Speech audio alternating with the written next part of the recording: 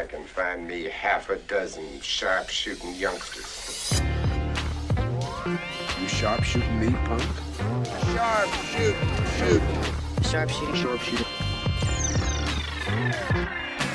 Sharpshootin with Ted and Brandon. Oh my goodness, Mr. Ted the Toy Collector. It is officially the first episode of Sharpshootin. I want to be the first to welcome you to the podcasting world, dude. This is something you've been wanting to do for a while, and you're finally doing. How are you feeling right now, dude? Man, awkward, but good at the same time. You've done this plenty of times. I am just blessed to have a co-host and a partner in doing this that's way more experienced than I am. You know what I'm saying? So be gentle with me this first Dude, episode. I wouldn't even say that, man. I guess just as we start this off, I'll give a little context as to why I felt, and full disclosure, I think I pitched this to you, half because you have been putting so much work into your TikTok, and even to go further back. I first found out about you when you were watching Clone Wars. You were doing your Clone Wars watch through, which was Shout out huge. to the clone troopers there in the back, or the stormtroopers in the back that you got. Yeah. We got the boys here. We got the Inquisitor standing in the middle, keeping guard. It was what first caught my eye to you, and I was like, God, this guy is like gives so much of a shit about the things that he's watching, and has such a real deal. Kind of your takes were always so well thought out and well articulated. And then you got into wrestling again. Like you started rewatching and getting into wrestling. And I was like, this dude, we have to do something. And then I started running it into you at shows. Yeah, what are the chances of that, right? I know. Yeah. Well, Yeah. I mean, to be fair, you're not hard to miss, dude. You're like 6'4".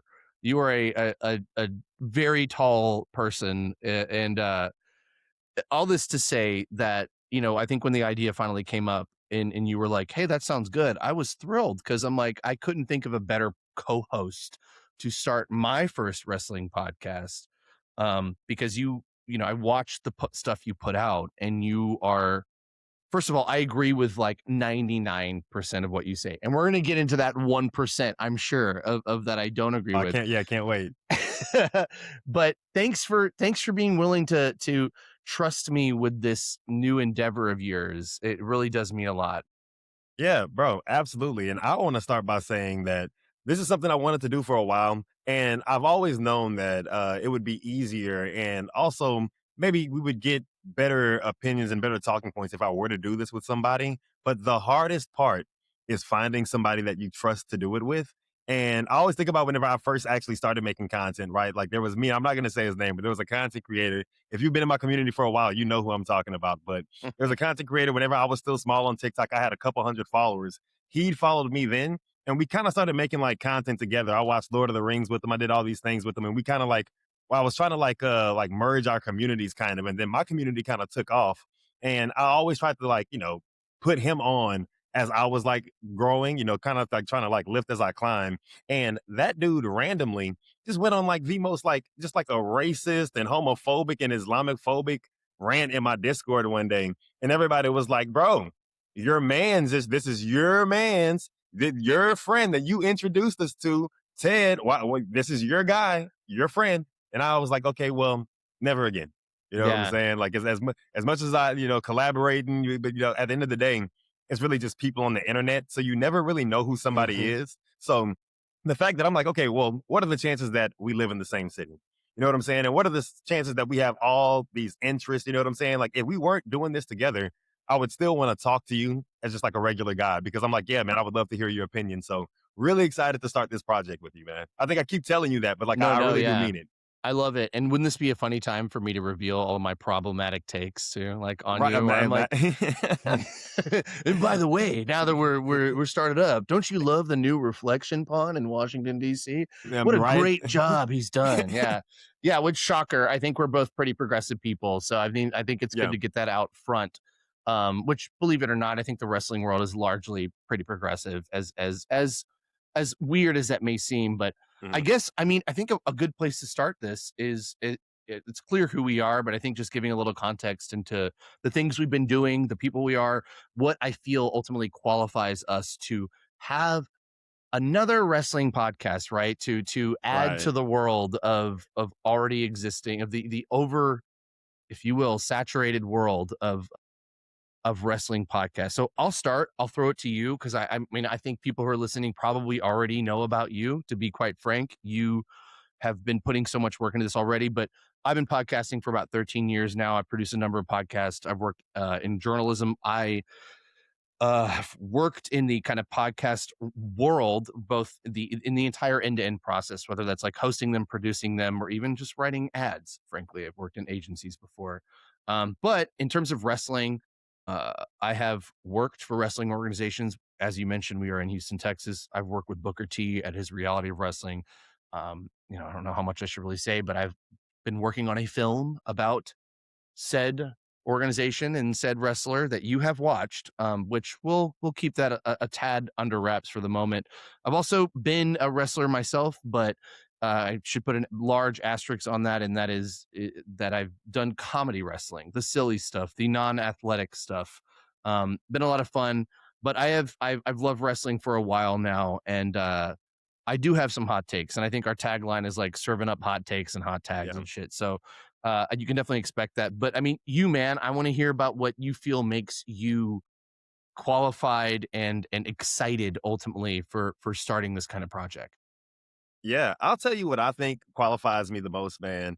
I think is that I don't have the past maybe like 10 years of nostalgia that a lot of people watch wrestling through right now. And I think never like wrestling in itself is so nostalgia heavy. The things that hit you the hardest are the things that you can like relate to. And because we are all kind of like growing now and things are changing, we don't really relate to as many things as we did with like whenever we were a kid, right? So it's easy to write off like what's happening right now. But Yeah. I think I really got back into wrestling in like 2023. So whenever I jumped back into it, I think I stopped watching maybe like 2013, whenever, or like around whenever I went to college. So I missed out on so much. You know what I'm saying? So, like, for example, whenever I'm watching the Bloodline, man, the Usos, sometimes they just don't do it for me. But that's because I don't have the past 10 years of watching them, become like a Hall of Fame tag team. You know what I'm saying? Like, my first time ever seeing them was them being Roman flunkies. So now watching them be Roman flunkies again in 2026, like 3 years later, I'm like, man, right back where we started. You know what I'm saying? So I think I don't have the lenses that like are the typical viewpoints that a lot of wrestling fans have nowadays. But I've always been a fan of wrestling. You know what I'm saying? I remember Hmm.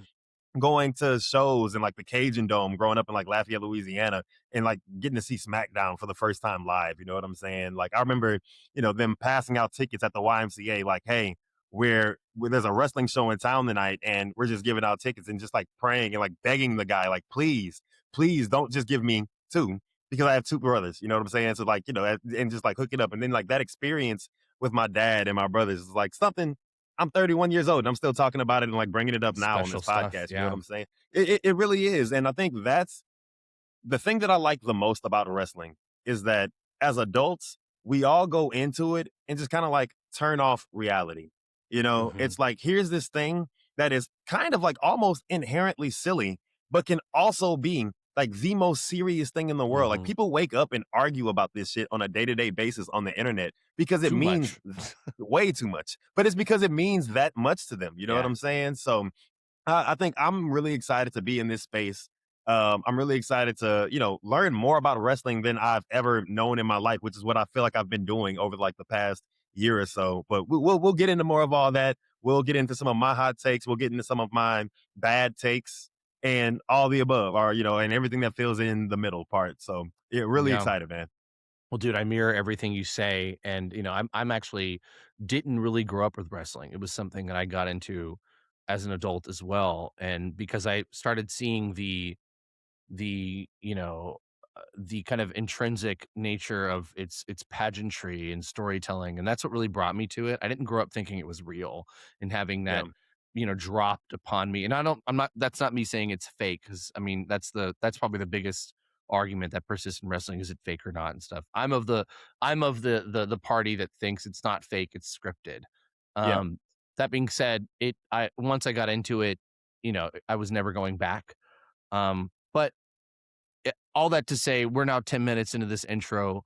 I hope that you have a good idea as to why the fuck we've decided to do this and start this.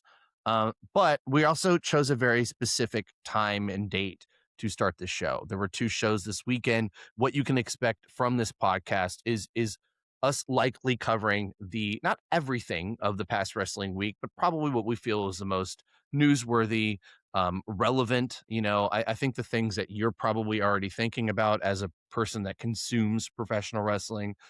So we're going to run through it. We're going to run through what we've watched, what we haven't watched, which, full disclosure, there's a lot of that this week because, as you all know, there's dozens of hours of wrestling a week. It is a good time to be a wrestling fan.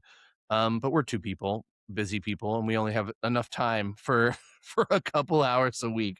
So I hope that doesn't, push anyone away. But let's dive in, dude. Let's dive in. And we're gonna start with Night of Champions. We had a big show this week. WWE, obviously, where we crowned a new queen and king of the ring. We had a lot of culmination of storylines. Ultimately, the show took place in Saudi Arabia, which I think is a talking point in itself. But Yeah. I'll start with you, man. Did you watch this show? Is my first question. And what were your kind of overall thoughts going into it? And before you answer that, I do, just because this might be a sound effect, or if you're watching the video, it will be coming up. I have a drink here that I will be drinking because it is 12:30. We have just finished the second show, Forbidden Door, that we will be getting into. So it's fucking late, ladies and gentlemen, Yeah. and I needed a nightcap. So before you get started, I'm just, offering a little bit of disclaimer that I will be enjoying this adult beverage as you go into your Night of the Champions kind of ideas, recaps, thoughts. Yeah, as you should, man. We still got work tomorrow. You know what I'm saying? Absolutely, So yeah. very, very real life. So but no, man. I think I did watch Night of Champions to answer part 1 of your question, which didn't know if I was gonna do. One, because man, I don't catch every episode of Raw and SmackDown nowadays, but I will also say I don't think you need to really understand the landscape of the WWE. You know what I'm saying? But to talk about Night of Champions specifically, the show was a lot better than I thought it was gonna be. Like, holy shit, man. I think the number one thing that stood out to me about Night of Champions is that I think there may have only been 1 match on the entire card, Jade Cargill and Tiffany Stratton's match, that lasted less than 10 minutes. That is brand new to me in watching the WWE. How many matches were there? 6? I think 5? I think they had 6. And I'm pretty sure it was like 3 on the pre-show that happens on ESPN, and then the 3 that happen on ESPN Plus whenever you have to switch over, which I'm a fan of because I think the concept of a pre-show or like a 0 hour that can get non-wrestling fans that are like passively going by, or whoever, people that can't afford to buy the actual pay-per-view or subscribe to ESPN Plus, giving them a portion of the show anyway. I think that's awesome. So I love that the WWE and AEW both do that sort of thing.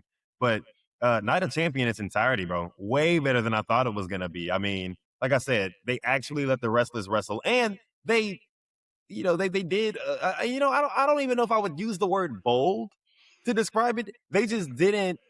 They just didn't disappoint, I guess. As I feel like I've been really used to the past couple of months, man. But what about you? Did you end up watching it?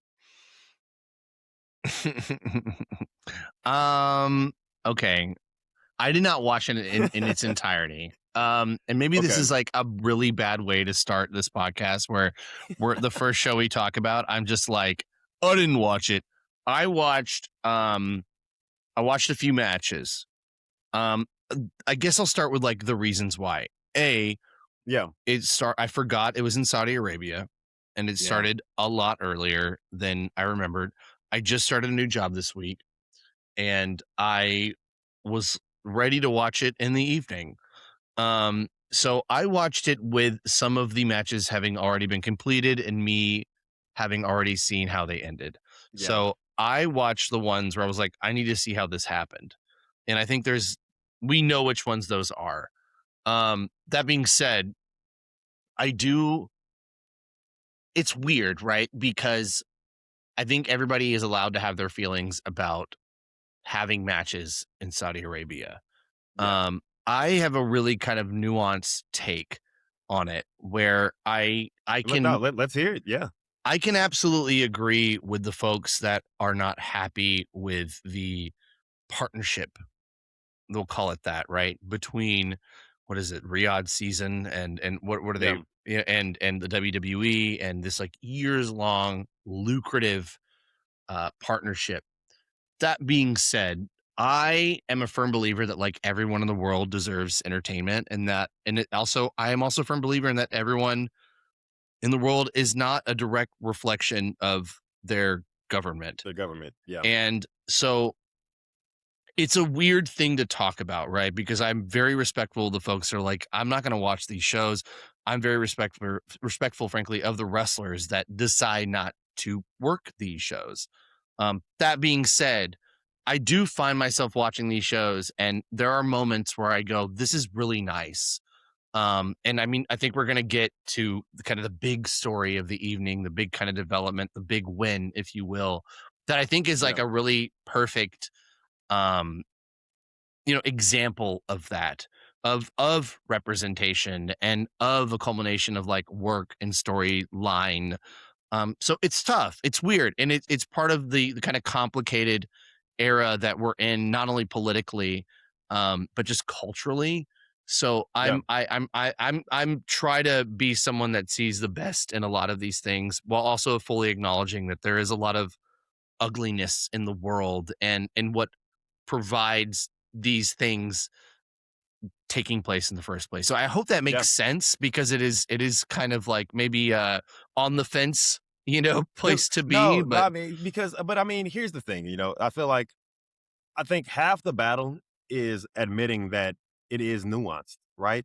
right. And it's so easy to be on either side of the spectrum, right? Where it's like, this is all bad and I'm not going to think about it any further than that. Or this is okay. Why do you care about it so much? It's just wrestling and I'm not going to think about it any more than that, Sure. right? Both of those mindsets are wrong, right? And I feel like you and I probably land on the same place with a lot of things politically and socially, right? So immediately in my mind, I'm like, oh man, y'all are taking Saudi money. You know what I'm saying? It's like what Sure. CM Punk said. Y'all are going over there to suck the blood covered dicks in Saudi. I'm like, dude, Which is that's a awful. And crazy then you statement, by the right, way, right, that right, he has man. I'm also telling you, since man, walked back, right? Like walked back. that's Yeah, So I think you know a big thing for me, right, is being able to recognize both sides of it and Mhm. acknowledge what's wrong, but also acknowledge, the good that comes out of it. Like you said, um, watching those shows, you can see the moments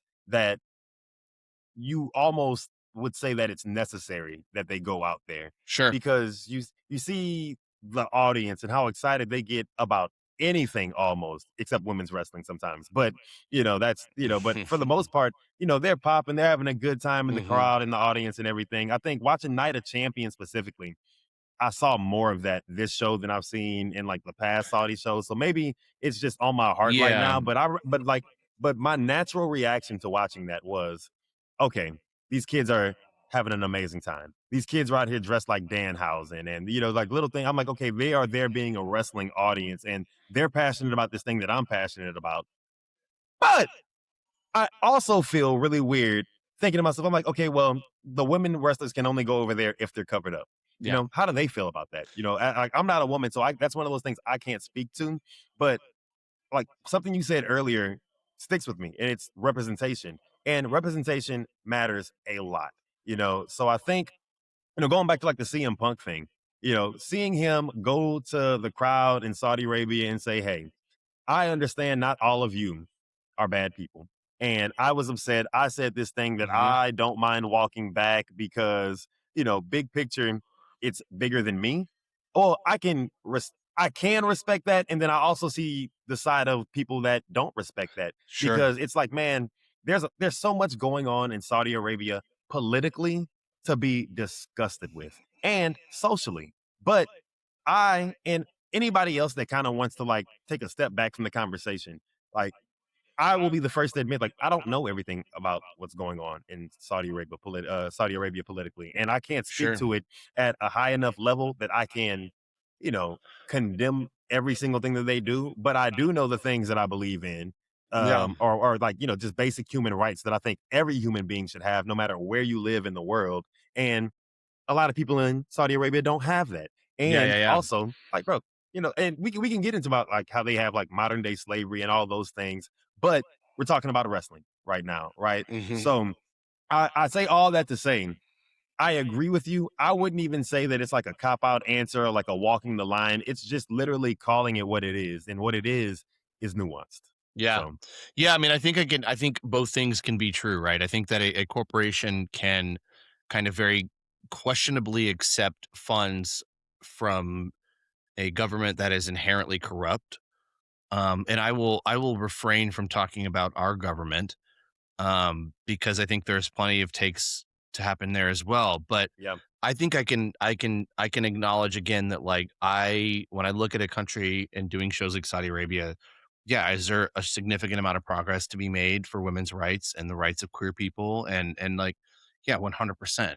When I watch this show, I'm watching women wrestling in this country, and I'm watching cameras cut to little girls. And I know a lot of this is probably, there is a lot of optics in terms of deciding who are we cutting to right now during this women's yeah, match. I don't also want to be so jaded that I am unable rather, to take a step back and look at the impact that that might have on that young girl that is watching two women wrestling in our country, when fucking what, 5+ years ago, that wasn't happening at all. Um, yeah, so yes, I'm glad that we have acknowledged that. I think if anything, we have kind of decided that we will fully acknowledge the as well the kind of complicated nature of these shows, and try to look at them from a little more of like a high level nature. So this show was objectively good. Everything I watched was fantastic. The wrestling was fantastic. And I guess really we should just get to the kind of the big story, right? I mean, we could talk yeah, about, Obafemi being crowned king of the ring, which I think was the very clear choice. The guy is a motherfucking stud, absolutely. is probably the greatest thing to happen to WWE in terms of a rising new star in the last 5 years. Um, Yeah, weren't you scared though? Weren't you I scared would, that they were gonna do the thing and let Jey it does Uso win? happen. It does happen. I was, and I wasn't. I thought Okay, this feels like a show where you give the people what they want yeah, because of the kind of, hesitation that goes into a lot of folks like you and I watching it. We could talk about Io becoming queen of the ring, which I think is long overdue. Liv didn't need it. She just won the Rumble, had a fantastic so Mania match. and so why do you think she was there, man? I mean, I know we're supposed to be I, going from topic to topic, but I Jesus, like know.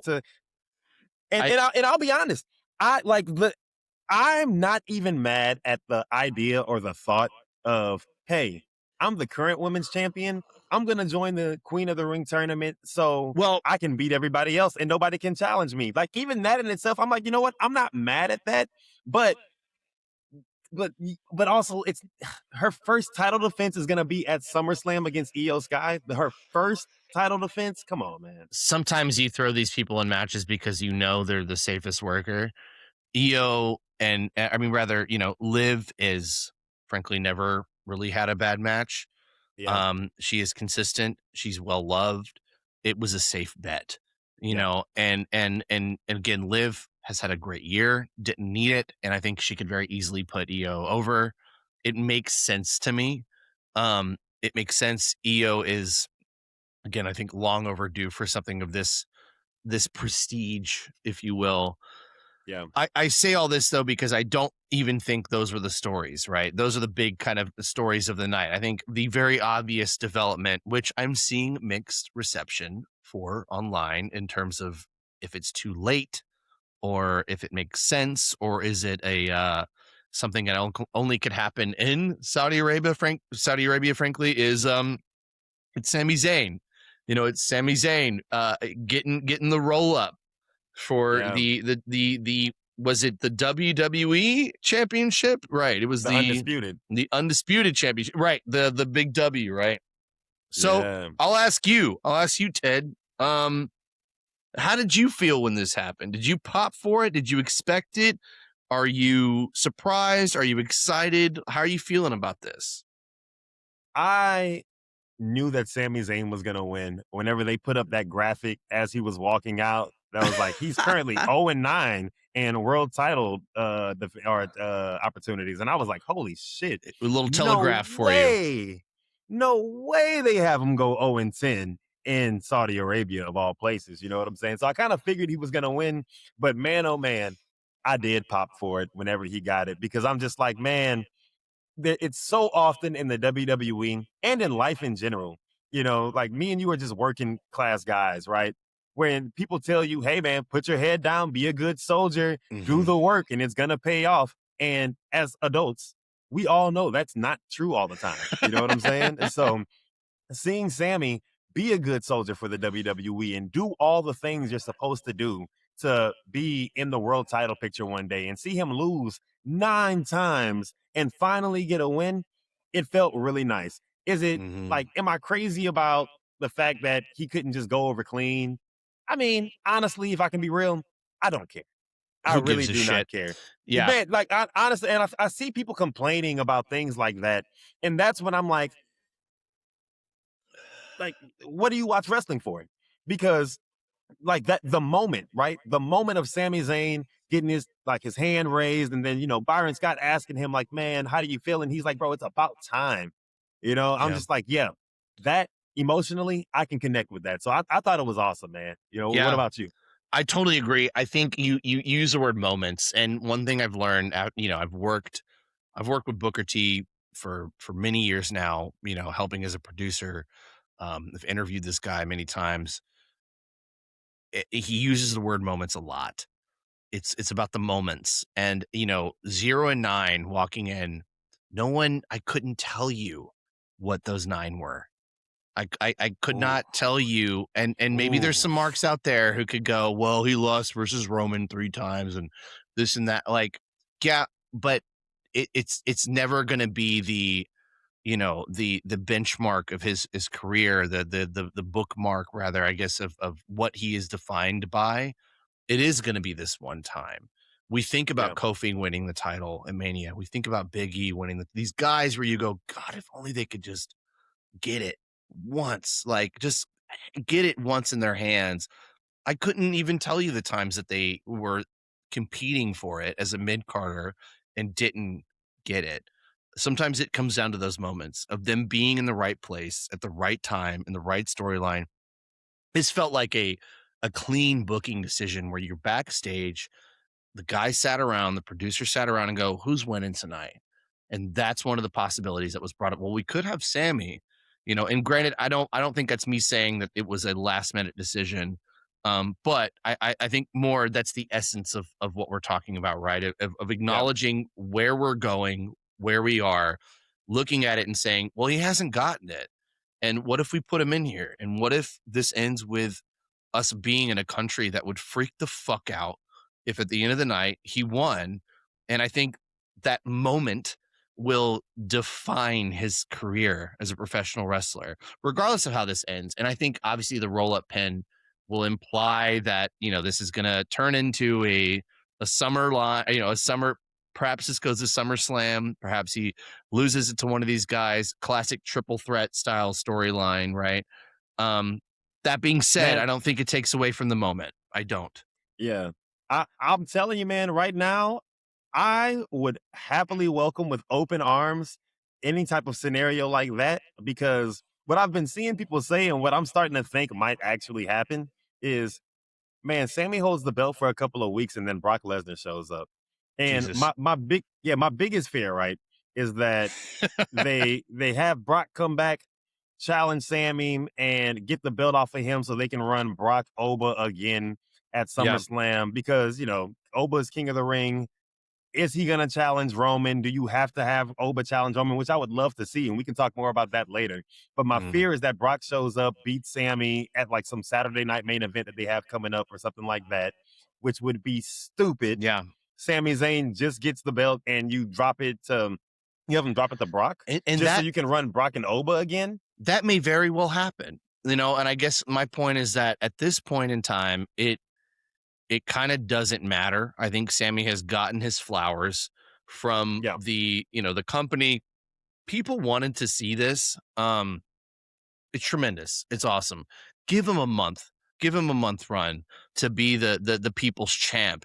I think that's what we're doing here. But you brought up something, bro. Like I'm so struck by Oba.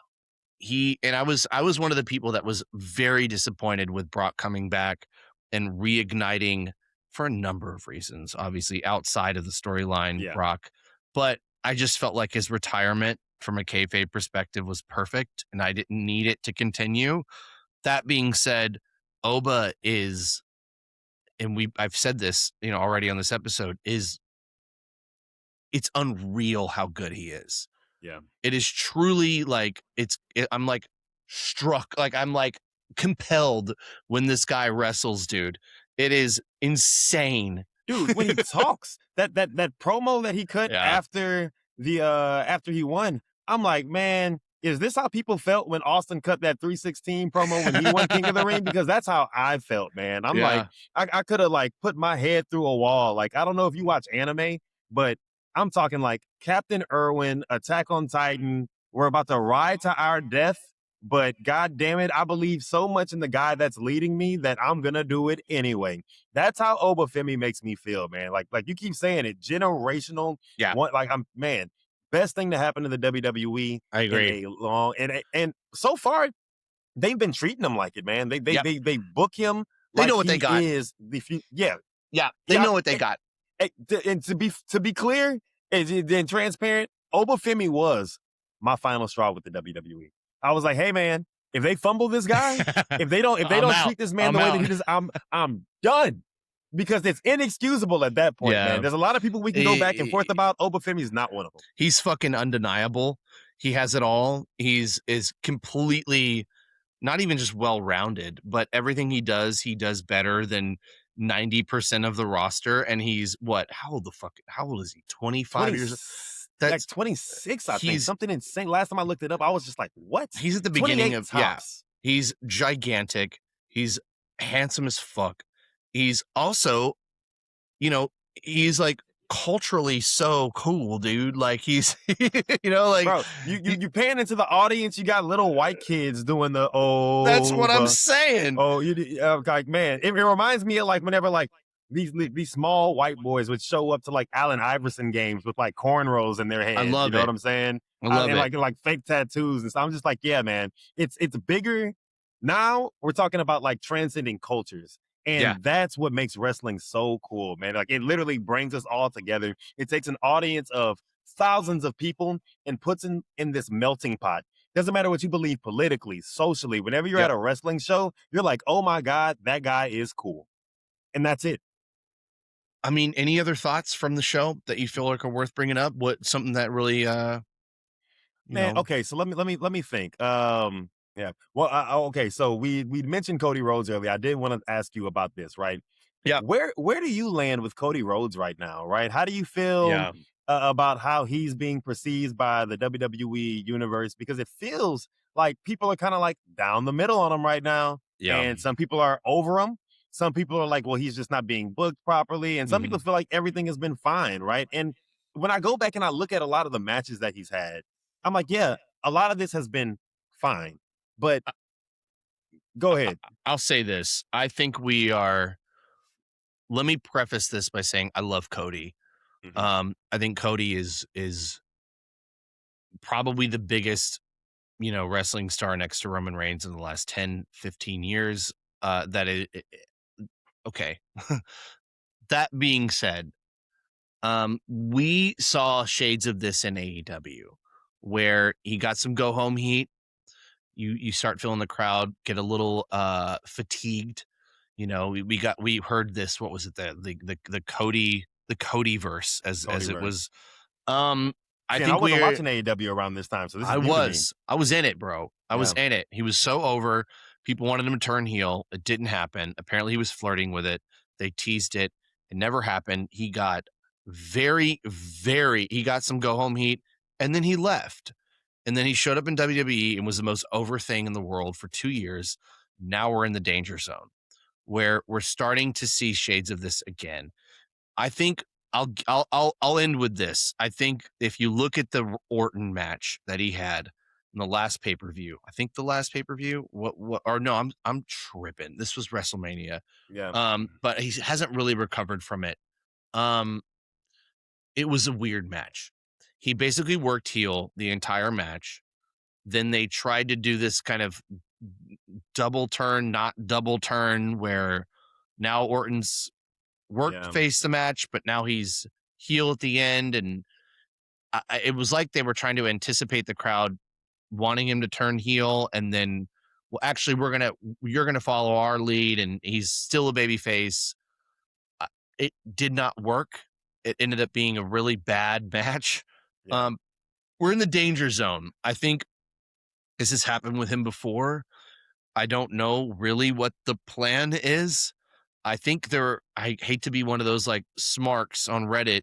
I think they're afraid to turn him because he is so over with Like, kids. how do you right now? Like Cody Rhodes is on Minute Maid, Right. juice boxes. You know what I'm Exactly. saying? And then he Yeah. has the podcast. The What do you want to talk about? He's the And face of the brand. he's in Yeah. Street Fighter. He's the face of the brand. You know, so it's like, how do you turn that guy into a bad guy, right? And I think he would, man.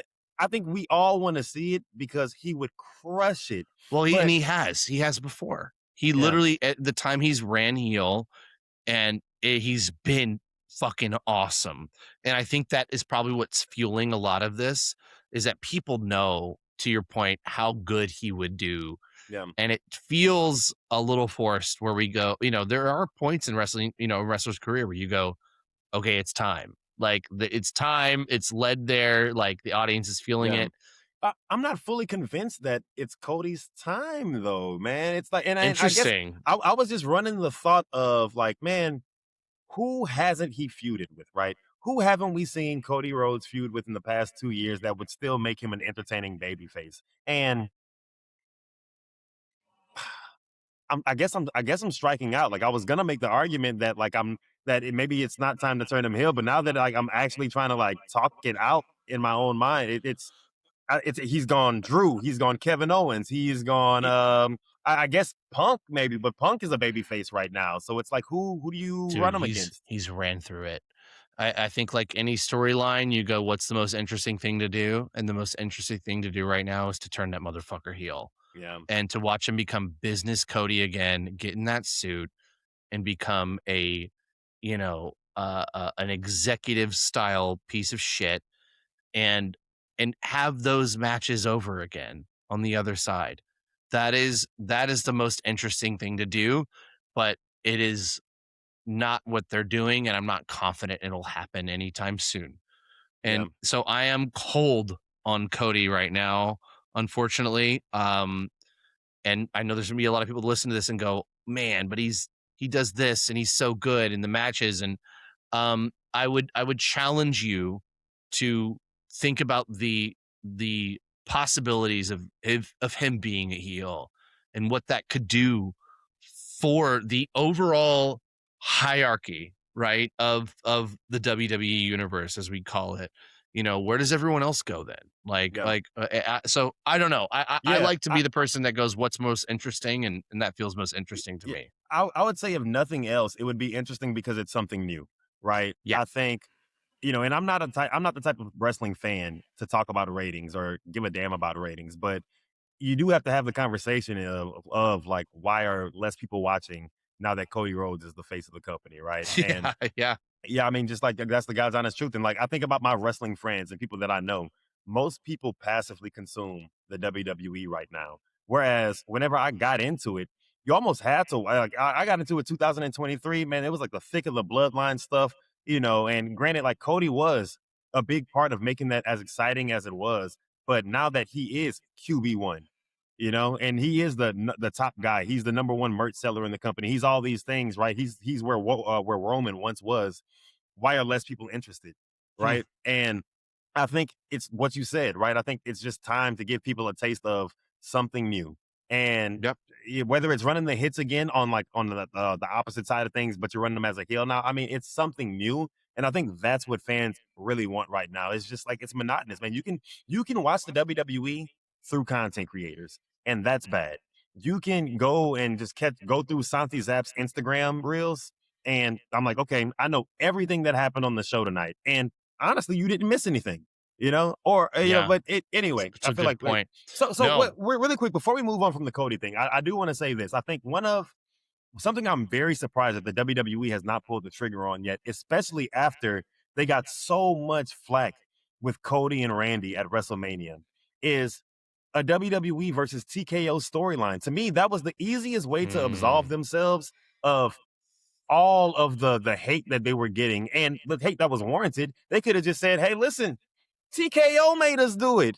And now we have a group of wrestlers. Cody comes and he's like, I'm going to stop TKO from ruining this thing that I love, like how they did at WrestleMania. They made this thing not special. And I would think that they would do that. And then you have the wrestlers align with TKO for whatever reasons. It's surprising to me that they haven't done it. But I also will say, I don't even know if they would do it well if they did do it. So I'm not sure, man. But I'm surprised they haven't leaned into that more. Yeah. I mean, we've seen things like this before where, a couple of years ago you had Triple H and Stephanie McMahon come out and go, it's a new era now, and we hear you, and they really They've been doing the alluded. new era thing for years. Yeah, we Oh. alluded. They alluded to the fact that, like, we know you don't like what we're doing. We're gonna reboot. It felt like they were like alluding to a reboot. All right, we got Oof. you, and then really nothing changed. I think that without going too into it, I think that it is kind of a bite the hand that feeds situation. I think that they think they can tell storylines that are as compelling without, breaking the fourth wall, if you Yeah. will. And I don't expect that to happen anytime soon. I fully agree with you. I think that's interesting. Again, I'm going to repeat, like, I think the most interesting thing to do is the thing to do. But I also don't want to be an armchair, booker here and say, this is what they should do. It's the only way Yeah, right. to get back from it. Um, I think the main problem with me for a lot of what I watch currently is it's just repetitive, man. Like I find that I'm watching a lot of the same stuff over again. I feel like I'm watching the same shows from 2 years ago. I just want some different stuff. That's Yeah. really it. And I think to cap this off, something like Sammy winning the title, it feels different. It feels good. It feels new. We'll see where we go with it, and we'll see where it lands. It is kind of the off season, if you will, right? I think this could perhaps lead to a Cody taking a couple months off. That is usually what happens around June, July. So these guys can come back fall and book up their program for Mania. But it's also a really fantastic time for some of these guys like a Sammy to show what the fuck they've got and to prove, hey, actually this was the right choice. And Kofi Mania was a very kind of similar situation where, we started with an elimination chamber where he filled in for Mustafa Ali, Kofi wasn't even supposed to be in that match. Yeah. And that kicked off what was, in my opinion, one of the greatest WrestleMania matches of all time in that storyline, and what it culminated to. So you never know. You never want to go. I like these seasons where you get some talent, and not that Sammy's new or fresh, but he has not been in this position before. Yeah. Where he can go, I got the title. Let's see what the fuck we can do. So I'm down. I'm gonna let him cook a little bit. But I think let's move on. We got a whole other show to get to here. Yeah, holy shit, we do. Yeah. So here's a show that also happened this weekend that we have both just, we are an hour shy of having just finished it. Yeah. All 5.5 motherfucking hours of it. I okay, I'll start. I'm going to ask you a question, but I do have a few, I guess, just points to put at the top here, right? I'll start with AEW pay-per-views are some of the best pay-per-views in wrestling history. Man. They're exceptional from start to finish. You are seeing some of the greatest talent, gimmicks, storylines in-ring action. I mean, I think if you want to really understand what this, and I invite people over all the time who've never watched wrestling. I'm like, we're watching a pay-per-view tonight. Come over. It's usually an AEW pay-per-view that they're there for. I know not to, get them in on a random Sunday for a night of champions or a main event, or Right. Saturday night main event or something. AEW always delivers. That being said, B, those friends usually leave 2 to 3 hours before the end of the show, because I think, and you've talked about your recent, interactions with the AEW president, Tony Khan. Shout out Tony Khan. We love you. Shout out. You're putting a fucking amazing amount of work into this thing. That's what, 6-7 years into its, conception at this point. Okay, this might hurt people, and I think a lot of people listen to it. These shows are too long. They're too long. I love wrestling. I think it's great to give people more than what they paid for. It was a $40 pay-per-view, right? Yeah. Awesome fucking price. If you break it up per match, it's a great price.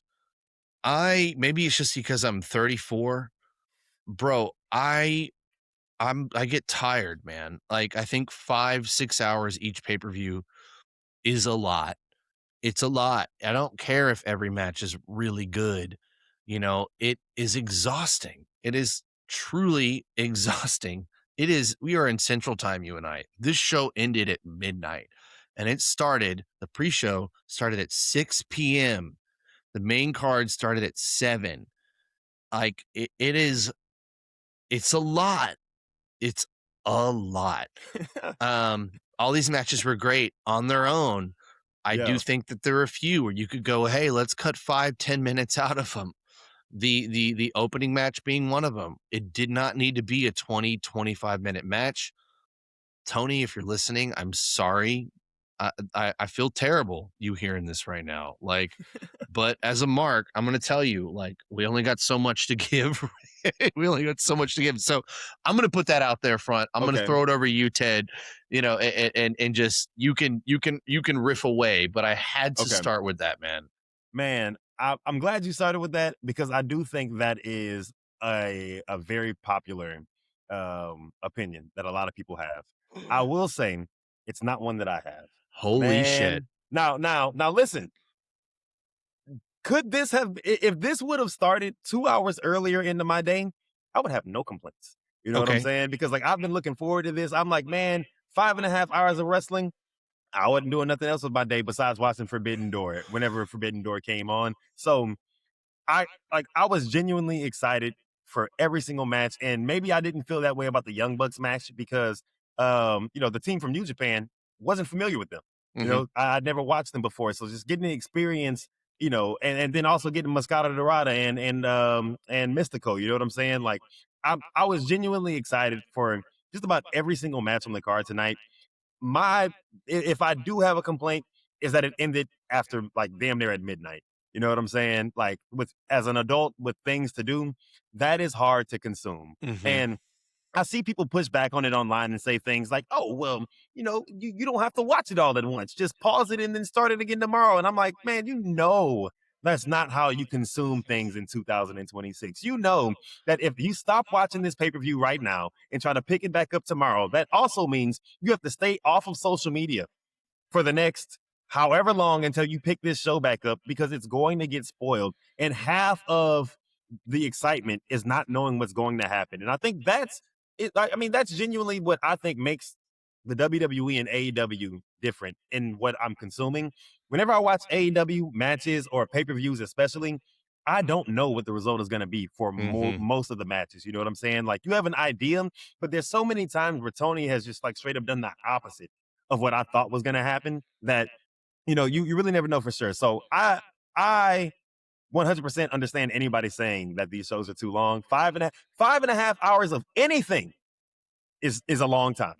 Of anything. Like, think about, like, if you got in your car and drove straight for 5.5 hours, where would you end up? You know what I'm saying? Did you go to All in Texas last year? I did.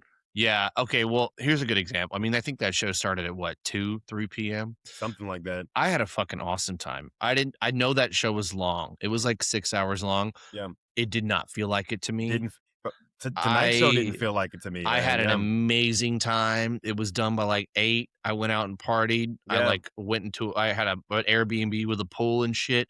Right now it is 1:30 Houston time. It's 11:30 California time. This show Yeah. is in San Jose. I fully understand it ended at 10 p.m. and that this is probably an argument that is like, exclusive to folks that are Central Time later.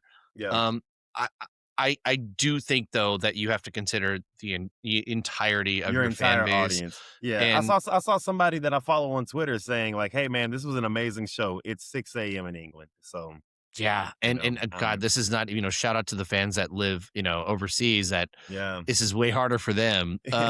So anyway, I just want to get that out of the way. I don't Yeah. think I don't even know that this necessarily means that things need to be changed. I would just like to see the show be an hour shorter. I think the number of matches is good. I think the lack of commercial breaks is fantastic. I think things move Yeah. nicely. I just think let's condense it just a tad. Half of my watch party left. After the co-main event. But let's go Yeah. through the matches real quick. Yeah. Let's do it. I mean, the Bucks match, I've already said it. I thought it was a tad too long. I think the Oh, Young wait, Bucks. really quick. As we're Yeah. listing them off, before I say anything, I would Mhm. love to know what you would grade the match, like 1 out of 10. We Okay. can call it our fade grade Let's do it. system. But Yeah. yeah, so let me know where you land on these.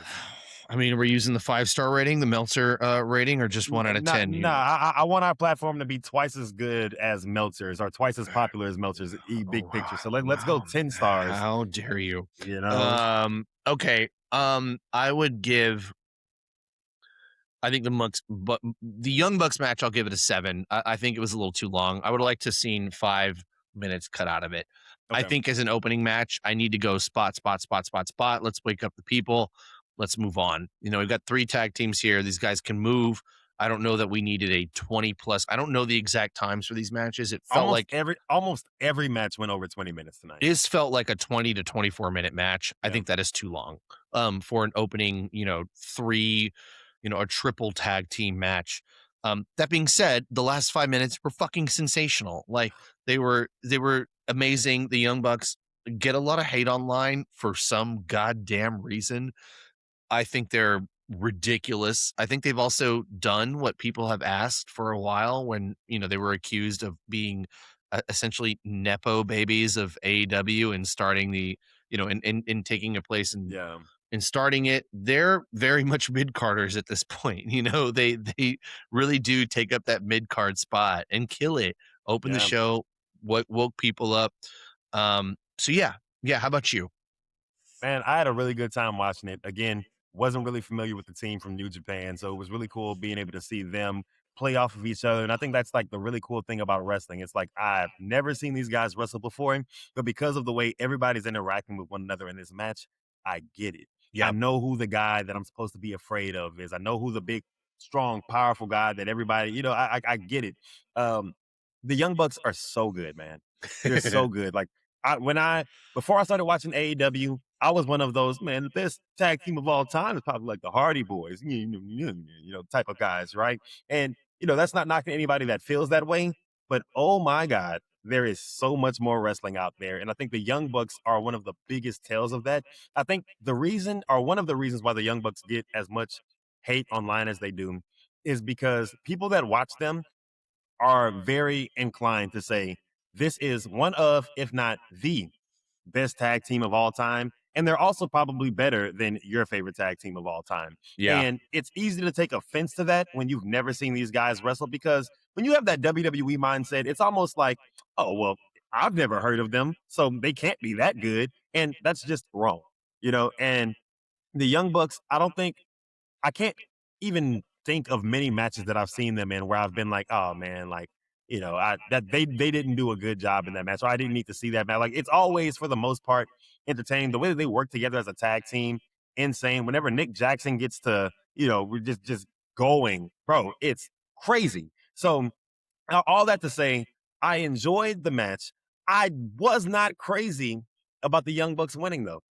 You know, I just Oh, brother, that was always going to happen. That was always going to happen. I mean, we're in this weird place where Forbidden Door, started as a real concept of what would happen if, New Japan versus AEW, and it went so well that AEW basically like siphoned all of New Japan's talent, That's what everybody where says. these organizations don't really have a lot of, and it they couldn't really lose. I mean, was this an opportunity to maybe put someone else over? Yes, but with an AEW book show, I don't know that. And I mean, let's put it on paper, right? Who is the best tag team in that ring? It is the Young Bucks. It's Like the like Young Bucks. Yeah. I'm not mad at it. I think there were places later in the night that we'll get to where we did see that happen, where we did see, okay, yeah, this was good. Them going over. I do, before we move on, Mhm. I do want to mention a little bit of the pre-show. I think this is worth bringing up. We had you know, a match that featured Thunder Rosa, Yeah. right? Um, we got Megan. I think this was for the World Tag Team Championship, Yeah, it right? was. So we had Megasis, as people have dubbed them online, Megan Bain, Lena Cross versus Thunder Rosa and Olympia. Oh, that's a good one. That's a good one. I love big fan of them, by the way. I just they're gonna have to change their gimmick from the whole bow down thing because the optics of me bowing down to a white woman, I'd be crucified online. So Fair. I think it's totally fair. So I have a question for you. There's two schools of thought here, right? Where you hear people go, "Wow, Thunder Rosa, former AEW Women's Champion, on the pre-show. Wow, what a fall from grace." And then you get the other school of thought that goes, "Wow, Thunder Rosa on the pre-show. There's so many people on this show, and holy shit, we're getting this for free at Thunder Yeah. Rosa." Where do you fall along that spectrum? Yeah, man. So I think this is one of those things that I kind of have a unique perspective on because I got into AEW extremely late. So I may have really started watching AEW like early 2020. Was it 2025 or 2024? Do you remember when they had that show in Rosenberg? Um, it being the one that was at, I know what you're talking about. I think they've It done 2 there. I think it was 24, man. I do. Yeah, was it? Okay, because no, because I went to All In 25. 25, So right. it had to have been I think it was the beginning of 2025, or maybe like the end of 2024. One of those. That's when I got into AEW. Anyway, that's the point that I'm trying to make. Um, and all that to say, I don't know much about Thunder Rosa. Mm, I've heard the name, but I'm also from Texas, so I'm familiar with her, but I haven't seen her wrestle a bunch. And if I can be even more honest, because one thing that I do believe in as a wrestling fan is that it's okay to say, "Hey, I didn't know that. I didn't even know that Thunder Rosa was at one point an AEW Women's Champion." oh, yeah. You know, so Yeah. I do think it's cool that you have somebody who her name holds weight. You know what I'm saying? There's so few wrestlers who who are notable from name alone. I think that wrestling there's not as many extremely popular wrestlers as people think. We're wrestling fans, so we know a shitload of wrestlers. But to be able to say somebody's name and somebody that's not necessarily like a huge Yeah, wrestling fan there's like knows them, 5. yeah, straight up, straight up. You know what I'm saying? There's like So 5. yeah, Yeah, so I think Thunder Rosa, being as popular as she is or was, being on the pre-show, I think that's really cool. I'll also say though, that's all I've ever really known her to be. fair. I mean, So I watched Thunder in, small little death matches in Houston. I've seen her and then I've seen her in gigantic stadiums. yeah, I've seen the spectrum of Thunder Rosa matches. Uh, I really like Thunder. I think she's great, and I am of the school of thought that I think it's good to have former champions slip down occasionally into the quote unquote mid card hmm and open up these shows to attract people, right? I think that's a good thing. I don't think that means they've been relegated.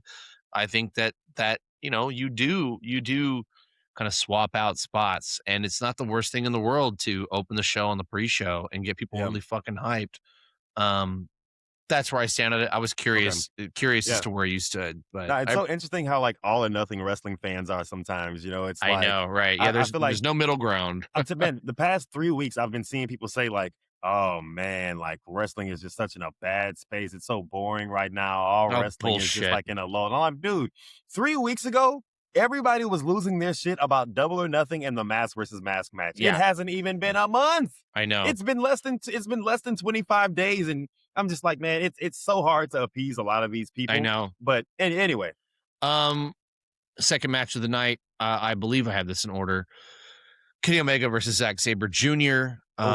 I will preface this by saying Kenny Omega is probably top 3, top 2 wrestlers for me personally. Like I am a goddamn Kenny Omega mark. That's fair. We're gonna have to get into your top 5 and top 10 eventually, but maybe that's another day. That is my boy. What did you think of this match, Ted? Did you like this match? Was it sick or what? Dude, this match. What do the kids say? This match. This match so hard. This match fucked. Like this match was fire. Yeah. This match was it was fire. All right, bro. Oh my God, Zack Sabre Jr. And I was thinking about this, man, because I haven't seen him wrestle a bunch, only maybe like 2 or 3 times at this point, right? In Houston, right? I mean, we literally just saw him wrestle. Yeah, I got to see him wrestle live. If this dude was the very first person outside of AEW to win the AEW World Heavyweight Championship, that would be awesome to me. And I think the moment that really made me feel that way was listening to him cut that promo that was kind of like a behind the scenes promo. I don't even know if it made TV, but I saw it online and where he was talking at Kenny Omega. And I was like, oh, this dude talks shit too. Yeah. Oh, that's awesome. And he's really funny. Bro, bro, I'm so, and I think this is why me and you get along so well, bro. I'm so just drawn to the funny side of wrestling. I love it. I love it so much. It's one of my favorite things. But this dude in the ring, insane, bro. I think there was one spot where I think it's one of the opening sequences that he had with Kenny Omega, man, where it's just like it's just the transition is just rolling and rolling, and you can see him getting out of every single thing. And you see how intentional every single move is. It really makes you realize like how beautiful wrestling can be. When people say that like wrestling is art, they're talking about that. But all that to say, man, awesome match. But now, I'm curious to hear what you think about it. People might not agree with this. I don't know if I agree with it. Damn, never mind. I was going to say that this is a 5-star match to me, but I don't know. I'm actually going to walk that back and say easy 4.5 for sure. I thought we were sticking to the 10-star rating, dude. You've already switched up on me. You're back damn you, Meltzer. You're back to let's just look, listen. Let's go ahead. I'm gonna make the Bucks match a 3.5, cut my rating in half. I think we just stick with the it's okay. Let's do it. Okay. Dave knows what he's talking about. As much shit as he gets, the 5-star ratings make sense. They do make sense. All right, let's do it. Yeah. Okay. So I'm probably giving Kenny Zack Sabre Jr. 4.5 stars, man. I thought it was awesome. I thought I would I give this 5 stars. I thought this match was brilliant. I think that this for me is kind of a dream match. This is a match I would play on 2K like a couple years ago and shit. Zach is like so hot, dude. Like he's just this like hot, tall, buff Ken doll dude, but is so technical, incredibly proficient. These guys, and you're gonna hear me say this a lot on the show. My favorite kind of wrestling are people, women can do this too, that have no wasted movement, right? Yeah. They flow. You never see them go, what's next? And throw their hands up and switch positions. These are 2 of the best examples of that, of 2 wrestlers that have zero wasted movement. And then let's put them in a ring together and see what the fuck they can do. Yeah. I think a lot of people would watch this match and go, oh, it started a little slow. Sure, man. This was a New Japan style show. You watch any New Japan match, they start slow. And again, to that point, the last 10 minutes of this match, as most New Japan matches, were amazing. Like beautiful wrestling, brutal shit. Kenny is so cool. Also, side point, Kenny Omega is looking better now than he has in the last 4 or 5 years. Bro, I said that same thing when he walked out today. I was like, "Oh, okay, bro, Kenny, nice." It not only just is the shape he's in, he is moving so smoothly. you could tell he was in pain 3 years ago. You could tell he was getting Mm. up and putting his hand on his knee. I'm like, oh, bro, my boy is 40. Yeah. Yeah. He looked fantastic. This match was fucking awesome.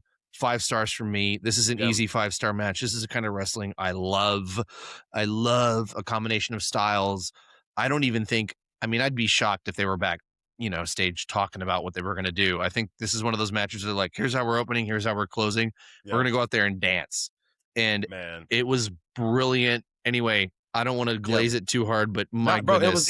it was that good. There's so many things that I saw in that match where I was like, this is awesome, man. Like the spot where Kenny is about to hit him with the V trigger and Zack Sabre Jr. just like grabs him by the finger and puts him in oh dude, I'm like, that's like, I understand everything that I need to know about this guy's character from that one thing happening. And like wrestling, it's interesting to me when people talk about storylines, and I also saw a lot of people having the conversation about, does Forbidden Door even need these big buildups and storylines? Because we're getting dream matches, you know what I'm saying? And I'm like, with a match like this, the match is the story. And it's like, who is the better wrestler? Who is going to win? And bro, it was like awesome. Which is inherently New Japan as well. The matches are the story. They don't have gigantic angles. A lot of the storytelling does take place within the match itself. I'm glad we're in agreement here. I mean, this was I don't know. This was a really such an amazing example of like, I think what AEW does so well, where you go, God, this is a dream match. Like, what are we seeing right now? I just want to see more of it. I want to see more Zach. Like, get that guy in here full time. Like, that's my boy. I think he's awesome. Next match, I think we're going in order here. Forgive me if we're not, was Moxley versus Bandito. Yeah. I guess I'll start here. I really liked this match. I thought it was good. However, I really think that Bandito should have won. Man, that is my take. I was not that I was just expecting it, but if I'm gonna like armchair book right now, I think that is not only the more interesting result, but for me it just makes more sense. I don't think that Mox needs it. I think everyone will forget a month from now if Mox had lost versus Bandito winning and really kind of being pushed into the upper echelon of the card, of which it feels like he always gets up almost there and then we'll lose these matches. And I think those wrestlers can and should exist. However, Bandito is so good. Oh my God. That I think I'm not going to say he needed it. I will, stop short of saying that. But when it ended, I ultimately disagreed. I disagreed with the finish. But how do you feel, dude? Man, I thought John Moxley was gonna win this match going into it, but God damn, Bandito made me believe he was gonna win, man. I think that's the beautiful thing about it. Like, it hurts so good because watching the match, I thought it was a really good match. I'd probably give it a fade grade of probably like a 4 out of 5. I thought I really enjoyed it. I thought there were some awesome spots. John Moxley's one of the most random people ever. He's pulling out lucha moves here and there. He started he does his like pop lock thing randomly. I'm just like, who is this guy? John, he's just, but it also, I love the fact that he just like rides in between. He's not a face, he's not a heel. You get a moment in the match where he fucking pile drives a Bandito on the steel steps, on the edge of the steps, has this man bleeding within the mask, and then rips his mask halfway off his face. Also want to say Bandito is every bit as handsome as I knew he was underneath that mask. Shocker to absolutely nobody. But, and I'm like, Mox, what are you doing? You're not a bad guy anymore. Like, why are you doing these things, Moxley? Why are you being evil again? And then the match ends, and you see him go up to Bandito and acknowledge him. And it's like, we went to war with one another. You bled with me. So now you and I are on the same page. But how cool would it have been had that result still happened, but Bandito had won? And Bandito won. That man. I think you can get all of those moments, and still have Bandito win. Yeah. And I think what you said is spot on, man. I think if Moxley loses this match, it doesn't matter, because he's Moxley. Yeah. And whoever you have him fighting at All In, people are going to be interested because Yeah. Moxley is going to make them interested in it. That's what he does, right? So I completely agree with you. It would have been awesome to see Bandito finally get a big belt, man. I mean, man. I give it 3.5, man. I give it 3.5 stars. I Okay. think mainly because I'm just I don't know. I don't know if it's because I was wrong where I was like, Bandito's got this. But I think it could have been really sick had he won. Did you already give your little star rating? Did I? Yeah, I gave it a fade grade of a 4. A 4 out of Four. 5. All right. I think Yeah. it's great. Yeah. That being said, the next match, Shota Umino versus Pac, which I'm sure I'm giving the wrong vowels pronunciation for both those. Pac. Now it is Pac because I always call him Pac like Tupac, and it's always I wrong. know, right? Yeah. For the IWGP Global Heavyweight Championship, this was an example of a match that I thought the right person won. This is a great had to win. Yeah. I would have been very disappointed where I'm like, oh, come on, you got to give New Japan some, we're putting them over too in this show, Yeah, like, if he would have lost this match, I would have been like, man, maybe y'all stop sending these niggas over here, man. I know, right? Like, because the thing is, they do too well, and then you give them a contract and shit, and you don't have any wrestlers anymore. Which is the complaint, right? Yeah, it is. It is the narrative that we hear that I largely agree with. I do think that Pat kind of carried this match. I will say, and that's not any disrespect, to Shota. He is a little past his prime at this point. Yeah. Pat arguably is in the best shape. In his career. Yeah, that dude's a freak. Oh my God. I think he kind of carried it. It was I think it was, they clearly went out of their way to establish Shota in an audience that probably has no idea who he is. That's me. And I think that was it was successful. Yeah. Like, that was one of those where Pac knew the job. Like, we're going out there, I'm going to make you look motherfucking good. And he did.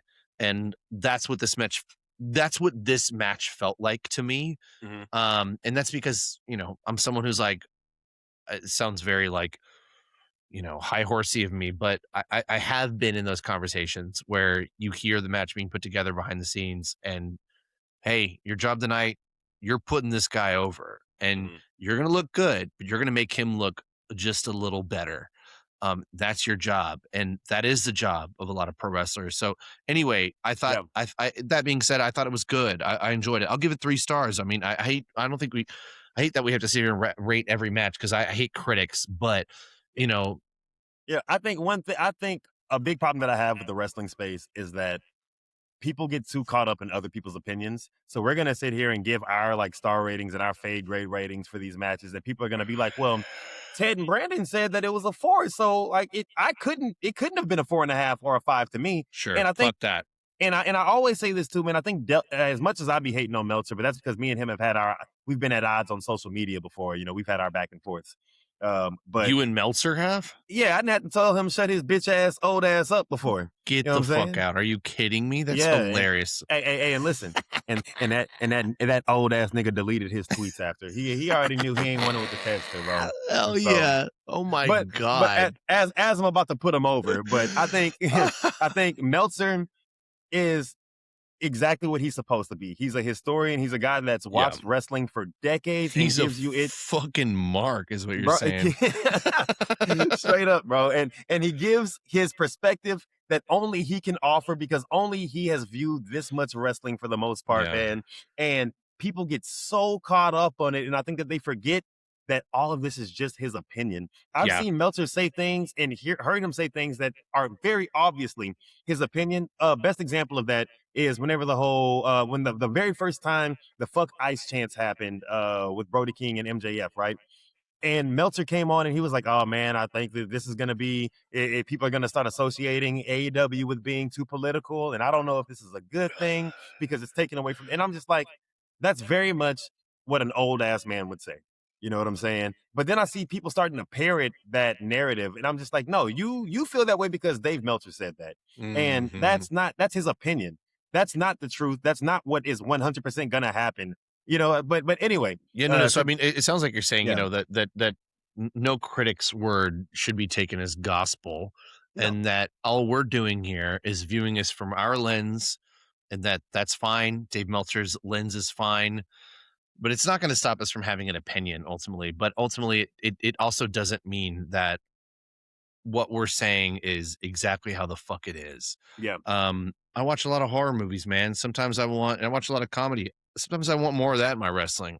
yeah, If I go into that night thinking like, hey man, I want some funny shit tonight, and I didn't get that funny shit, it might skew what I'm thinking. Like yeah, straight that's up, fine. straight up, That's yeah. fine.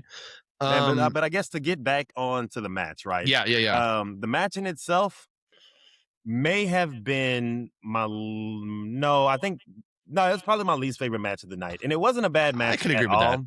I think my biggest issue with it was that whenever I go into these matches with talent from promotions that I'm not familiar with, um, I'm extremely excited because I'm like, this is going to give me a reason to start watching this promotion. I'm going to see this person. I'm going to enjoy them. I'm going to be invested in this character now that I've never seen before. And watching Shota, yep. Shota, right? Dude, I just didn't feel it. You know? Yeah, I mean, and then I think that's why I said earlier, it felt like Pac kind of carried it. Yeah, Definitely carried the match, but I think it was also still a successful effort of like, hey, bro, your job is to go and put this person over yeah, who, frankly, is probably past their prime a little bit, but is very well respected. Um, we can go into this some other episode, but New Japan generally just doesn't have the star power that they had 3 to 5 years ago. yeah. I think that is probably, this match is very indicative of that. Mhm. But I think Pac went out there and did the job and did a good job. And I dig it. I think I'll end with this. I think if this is the worst match on the show, we're in really good shape. Yeah, right. We're in really good shape. Um, that being said, the next match, we had Tekla, the AEW Women's Champion versus Starlight Kid. Um, Man, I'll let's I'm gonna let you do your thing before I give my Okay. opinion. But how do you feel? What were your thoughts on this Dude, match? that match was awesome. I'm like when it's the opposite of how I felt about the previous match, man. I'm like, I've never seen Starlight Kid wrestle before. So watching this match, I was like, oh, bro, that what like towards the end of the match where she has Tekla just hanging by her ankle from her neck, and it's just like, oh, dude, just the match. I got excited for the match. I got excited for the pops. I think Tekla has done such a good job of making the women's division as entertaining as it can be. While a lot of the big names were going, like there's no Tony Storm right now. I guess Tony Storm is like really the only big name that's not in it right now. But also, she just got the belt off of Chris Statlander. Willow is hurt.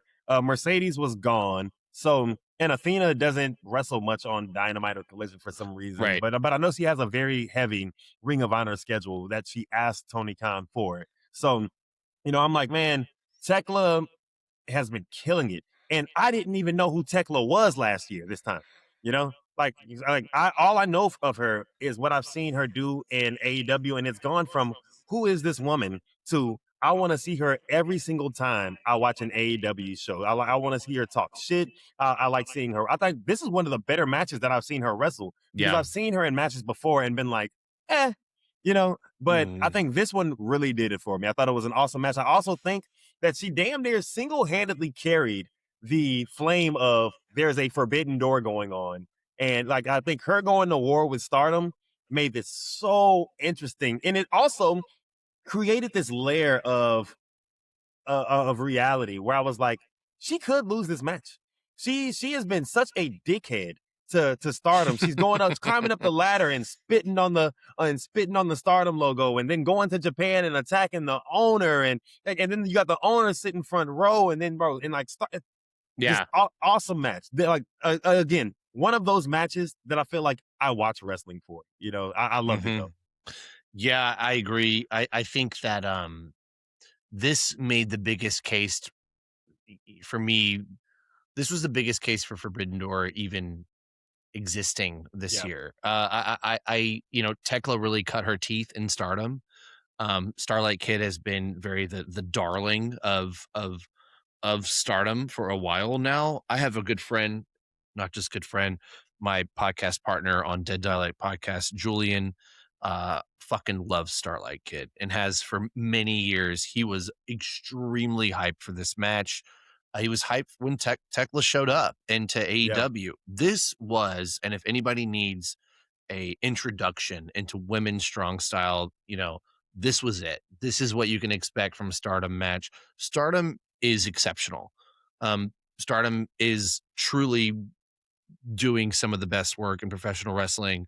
I highly recommend it. They hit the fuck out of each other. Everybody knows what they're doing. It's You really don't ever really see a bad match in Stardom. I Yeah. was thrilled to see this match be the one that, to your point, led, kind of carried the torch of like, all right, this is a true rivalry. This is a true Forbidden Door match. Like someone who's been there, got quote unquote fired, is talking Yeah. shit to the president, bringing their biggest soldier to the front line to defend. Obviously, Starlight Kid lost. This is an easy 4.5 star match for me, dude. Like Yeah. easy, I almost want to give it 5 stars. I'm only not doing it because of what happens later in the show. Mhm. But I will end with saying that if you are someone that is interested in women's, wrestling and wants to see the pinnacle of it, watch some fucking Stardom. Like really dive into that, and particularly watch some Starlight Kid matches. Starlight Kid is the kid is not a lie. Like she's young. Like she's Really? young. She's been doing it for a few years already. A lot of them have. This match was awesome. Like this match was Starlight was never going to win, similar to how, Shota was never going to lose. It was for the AEW Women's World Championship. It would have been cool. It would have been Right. a great swerve. Uh, However, Tekla is a superstar and has really taken AEW's women division by storm. And it was the right choice. They had an amazing match. If I was the guy behind stage producing this shit and was like, here's what you're going to do, here's the goal, and they came back after that, I'd been like, yep, y'all did the That's thing, why we pay y'all the money. Yeah. yeah. Now, bro, I just looked it up. Starlight Kid, 24 years old. 24 years old. Oh my God. Yeah, and a lot of these, these women in Japan, they've been wrestling since they were like 14. Like they got Yeah. a start when they were really young, and that's why they're so proficient. Like she's so exceptional. Dude, bro, Starlight Kid, 24. Persephone, like 23. Yeah. Maya World, 23 years old, man. Like, I mean, completely different styles of wrestling, different parts of the country they're from. Well, actually, no, Persephone's from El Paso, so we're two Texans, but still, you see what I'm saying? You know what I'm I saying? do. Cut her teeth in CMLL. Yeah. Dude, I'm like the future of AEW in its entirety.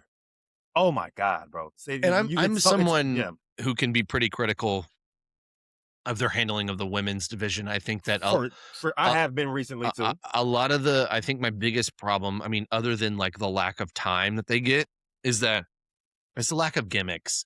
A lot of the women's division is like, this is my name and I'm a good wrestler. And I just think we lack nuance with characters where it's just, I'm Maya World and I'm good. And I need more. I need a little bit more. And this show is filled with that for sure. But I think if I had any sort of criticism for that division, if you will, it's that I need a little more character. It can't just be that this is my name and I'm a good wrestler, because even someone like Will Ospreay, although you could argue that he's Will Ospreay and he's British and he's just good at wrestling. No, like there is a gimmick there. There's a character there. He's a little bit of I'm not going to say the C word on this podcast, but I think you know where I'm going here. Like, For sure. So anyway, I that being said, this was not an example of that. This was like the pinnacle of women's wrestling, of AEW wrestling. I fucking love this match. I thought it was so good. They're so good. So good, man. Yeah. But right there with you. Let's move on. We are getting towards the kind of back end of this card now, and obviously this podcast has probably been going for a little longer than you or I may have anticipated, but this is a big ass card. But we had the AEW World Tag Team Championship, Adam Copeland, Christian Cage versus the Dogs. I don't like I get that it was War Dogs. I wish they had a better tag team name. That's like my biggest criticism of this match is I'm just like the Dogs. Like, all right, do we not workshop this one? Dude, the first time I ever heard of them, I was like, that's it? That's what That's they it? landed on? We're here? Okay. Okay. All Got right. it. Did we just Okay. pick the 2K tag name that came up first? Right. I mean, fun match, you know what I mean? It felt like Cage and Adam Copeland, who I refuse to call Cope, by the way. The rated R superstar, Cope. I know. It felt like they were looking in a mirror, you know, from 25 years ago, which was clearly the point of this match. But Straight I think up. Oh, man. yeah, and that's fun stuff. I think the biggest development is we finally got the return of Switchblade Jay White, who I adore. Okay. I love Switchblade. He is he's such a smooth, you know, just smooth talking, smooth wrestling, smooth looking dude. I think he's got it all. I was happy to see him back. I'm happy that that's where this went. It was a fun match. You know, Christian and Edge, I'll call him that still, move so goddamn well for their ages. Insane Good stuff. how good they still are. Yeah, man. Yeah, fun match. But where you landed on it? Bro, really fun match also. I mean, and I feel like I keep saying that, but dude, what a card it was tonight, man. I mean, know. like, it's just an amazing show. But Clark Connors and David Finlay, bro.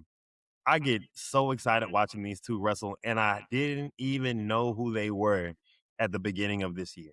You know, and I think AEW makes me say that so often. I think one of my favorite things about AEW is that I think I fall in love with the wrestlers in ring before I like fall in love with like their characters. And that makes me like, it makes it easier to love their character because I'm like, I already know that I like you wrestling. But Clark Connors went from not knowing who this dude was, saw that spot where he spears Darby Allin out of the ring. Like Darby Allin's like on the, you know what I'm talking about? Like, I do. Yeah. Dude, just insane spot. Like from the, not the turnbuckle, anyway, the side of the ring. Anyway, you know, he's up on the apron, gets speared off by Clark Connors. Fucking insane spot. Immediately, I'm like, I like that guy. That guy can wrestle. And then, you know, I feel like what they're doing right now with Cope and Cage. You did it. Man, I'm trying. I like to call people like by what they like to be called. You're not trying to dead name them. Yeah, I get you. You know, so I'm like, man, but what the feud with these two groups makes me feel like I understand the Dogs better. And honestly, I know a lot of people don't like Gabe Kidd, man, and there's reasons not to like him apparently, but man, I like Clark Connors and David Finlay together, and maybe Gabe Kidd was like the odd man out because whenever it was the three of them, I was like, okay, I can see them being a trios, but AEW's trios division is weird, you know, so I'm like, I don't know how entertaining that'll be. I don't know how many awesome trios feuds we're gonna get. I'm like, okay, we get something with the Rascals. We might get something with like, you know, the Elite eventually. A variation of the Death Riders. Yeah, or the Ops. We're gonna watch them wrestle Hook. You know, so I'm just like, so I was like, I don't know how exciting that'll be, but them as a tag team, awesome. Yeah, awesome. I'm enjoying that a lot, man. So all that to say, thought it was a great match. Love seeing how Clark Connors and David Finlay are developing. I'm excited to see them grow in AEW. But also, I wasn't familiar with them in New Japan at all, right? So I see a lot of people complaining about the fact that David Finlay is kind of being like relegated to like the tag team division, whereas like in in New Japan, what was he an IWGP Heavyweight Champion at one point? I'm unsure. I'm unsure. Sorry for the people that are listening who are like yelling at us one of the other ways here. But I think this is Carls. We're not Marks. We're Carls. I know. This was a fun match though, man. It's just fun stuff. It's fun stuff watching some of the guys that have been doing it since the 90s, you know, still out there doing it and going out of their way to have fun matches with dudes that are getting started and really getting their training wheels taken off from a tag team perspective and like, hey, let's give you that dream match and let's have some fun in the middle of this card and I enjoyed it. It was good shit. Yeah. I mean, I give it 3.5 stars. Yeah, I that think sounds right. yeah, I think it's a fair rating. Like Mhm. I don't. I think it was a fun story going into it. It was always meant to be nothing too dramatic, but very much like let's watch these old boys still get it, Yeah. and that's what it Man. felt like. Man, can I tell you something embarrassing? Let's hear it. When the lights went off, Oh I ki no. I kinda thought the New Day were gonna show up. Now, I and I don't know, like, the whole 90-day don't think that's situation, embarrassing. but I'm like, that's what I thought at first, and I was like, but how reassuring is it to know that that's going to be Oh, happening soon? I that's what I was gonna say is I think you're only thinking that because it's guaranteed at this Yeah, point. Like I don't see that happening any other way. Um, we get the Owen final here of the women's tournament. Maya World versus Mercedes Monet. I think if there's anything I got to say about this match is that Maya World has proven that if you are someone listening to this show and you are a professional wrestler, you know, always be ready. yeah. You never know. Oh, I don't know if anybody recalls here, but Hyan and Maya World, Hyan being a Houston, Booker T, reality wrestling, New Texas. Like this is someone that I've watched wrestle dozens of times hell in, yeah. in our hometown of Houston, Texas. They popped in on a match last minute a few months ago, and now you got Maya here in the fucking final of arguably the most important tournament in wrestling around now. It was really, really inspiring to watch that. Really Yeah, heartwarming. So, I mean, I just wanted to kind of preface everything we're gonna say after that with just like, holy shit, yeah. always be ready. Because you never know. You just never know. But bro, before we even get into the match, I do want to talk about that a little bit more because I feel like that situation kind of took off on the internet, right? It was, Maya World and Hyan kind of filled in for Nixon Newell and Miranda Alizé, who also run a wrestling promotion here in Houston and Mhm. a wrestling dojo, so and I feel like I kind of had a different take than a lot of people online had whenever I saw that situation happen. I saw a lot of people kind of like coming down on Miranda Alizé and Nixon Newell and kind of going hard on them. And my opinion is because I'm just a guy with a job at the end of the day too. Like, well, we're working people. If my boss tells me to do something that I don't want to do or that I don't think is in my best interest, I'm not gonna do it. And I understand that the wrestling industry isn't necessarily like that. And you probably, well, not probably, you have way more experience actually being in the industry than I do. So maybe you have a different perspective on this. But to me, it's like, man, if those two women walked in there, got told, hey, this is what we have you doing tonight, and they decided, well, that's not going to help me out. I don't think that's in my best interest. And they decided not to do it. That's on them because they didn't think it was in their best interest. I do think, though, it is insane how the universe works because the people that did step up to do that are now being, like Mhm. high end in Maya World. They're getting all these opportunities. But like you said, man, Maya World, main eventing the women's Owen, bro. She was, and also being one of the three main events on Forbidden Door. Months Yeah, later, like, bro, I was at that I was at that show. I'm pretty sure it was a collision in Houston. You know, me too. whenever they made yeah, bro, we were there. Think Yeah, about that. We were yeah, there for their debut match in AEW, and bro, we were there when Maya World beat Athena here in Houston. yeah. Was that not What a insane? full Like that, circle moment for oh, sure. bro, Yeah. bro. I What mean, like, my take on and just to touch quickly on the idea of showing up as a wrestler yeah, backstage and i- i- saying this doesn't work for me, I'm not going to do it. And I don't even necessarily want to commit to that having happened. I don't yeah, know. I think that dirt sheets are just that. They're dirty. I don't always believe in what they're reporting. yeah, And in fact, I know for a fact through experience that a lot of times they're bullshit. So that being said, if if this is what happened a couple months ago where those two said that ain't gonna work for me, brother, right? Um, if I go back, draw back to what I said with Sammy, being this workhorse or the Miz, yeah, you take the job that's given to you, do the thing, but also, I think more importantly, there is a place for wrestlers like that. There is a place for putting people over. There is a place for being comedic night of. There is a place for, not everyone is going to be a Roman Reigns. Sometimes you're going to be a Dolph Ziggler. Yeah. And I think every wrestler goes into this thinking, I'm going to be a CM Punk. I'm going to be a Roman Reigns. And one thing you learn in training is that there are spots and places for every kind of wrestler and character, and where you're at in that card and your purpose and place. I tend to not love hearing about wrestlers that go, that's not going to work for me. Um, I, I would agree with you in that, yes, that's their place to say that. That being said, I, I don't think that and this is not me saying this about them, right? This is going to be maybe a controversial thing to say because I don't want it to sound like I'm calling them out directly. Mhm. I don't think that is the signs of a good worker of going, I'm not going to do the thing. I'm not going to do the thing. I'm not even, and in this case, apparently they weren't signed. They're let's take this all with a grain of salt. Yeah. But all of that being said, I 100% agree in that sometimes those situations do lead to doors being open for other people, right? And this is one of those where, for whatever reason, they didn't go out that night. And for whatever reason, two Houston-based wrestlers did.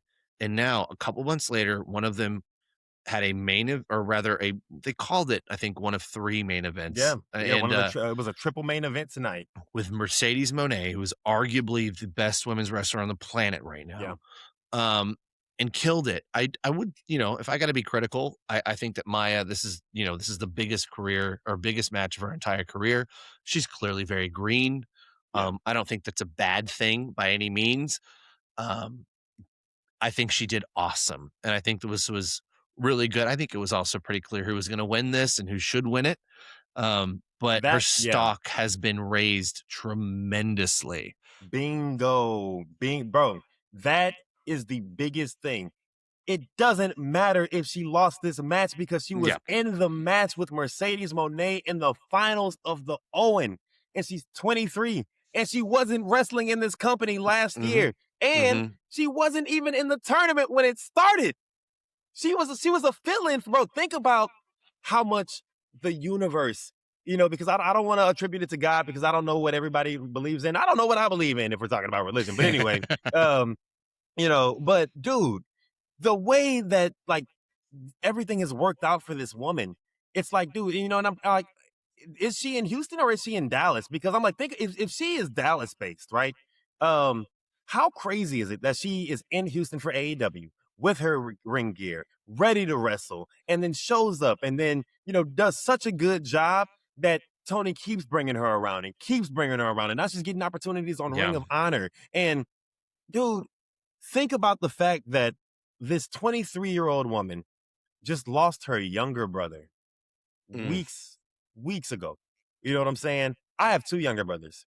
If I'd lost either of them, I would be out of commission for I don't even know how long. You'd be a really But good wrestler, is what you're saying. You'd be a really, I mean, man, I'm like, bro, like I don't know if I would be able to leave my house yeah, for a month.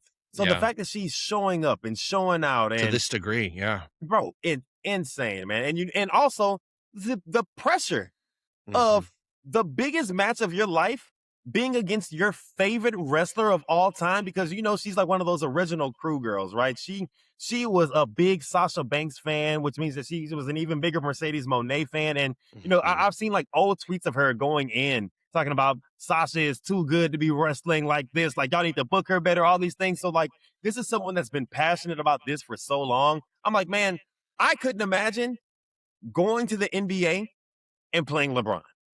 That's what she did. That she went to the league and played the best Oh, and of the best. just try to imagine it for a second too, right?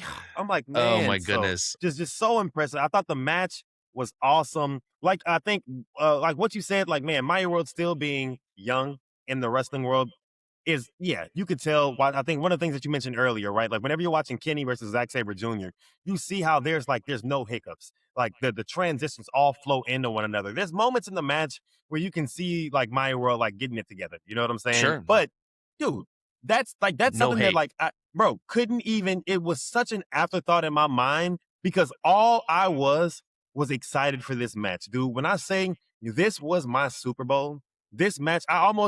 I also want to tell everybody, I cannot talk about this match unbiasedly. I'm giving it 5 stars because I'm just like, dude, watching Maya World beat Athena, that's shock. Because I just knew it was Athena versus Mercedes Moné. Fucking awesome. I just knew, bro. One of the boldest booking decisions, and that's why I didn't really want to call Sammy being winning bold, because that was bold. Having Maya World beat Athena, that is bold. That's also how you make a star, man. That is how you show people, and I think that's a complaint that I have about the WWE sometimes. It's like, man, you got to put your head down, be a good soldier before you're granted an opportunity like this. You also have to be in the industry for however long, whatever.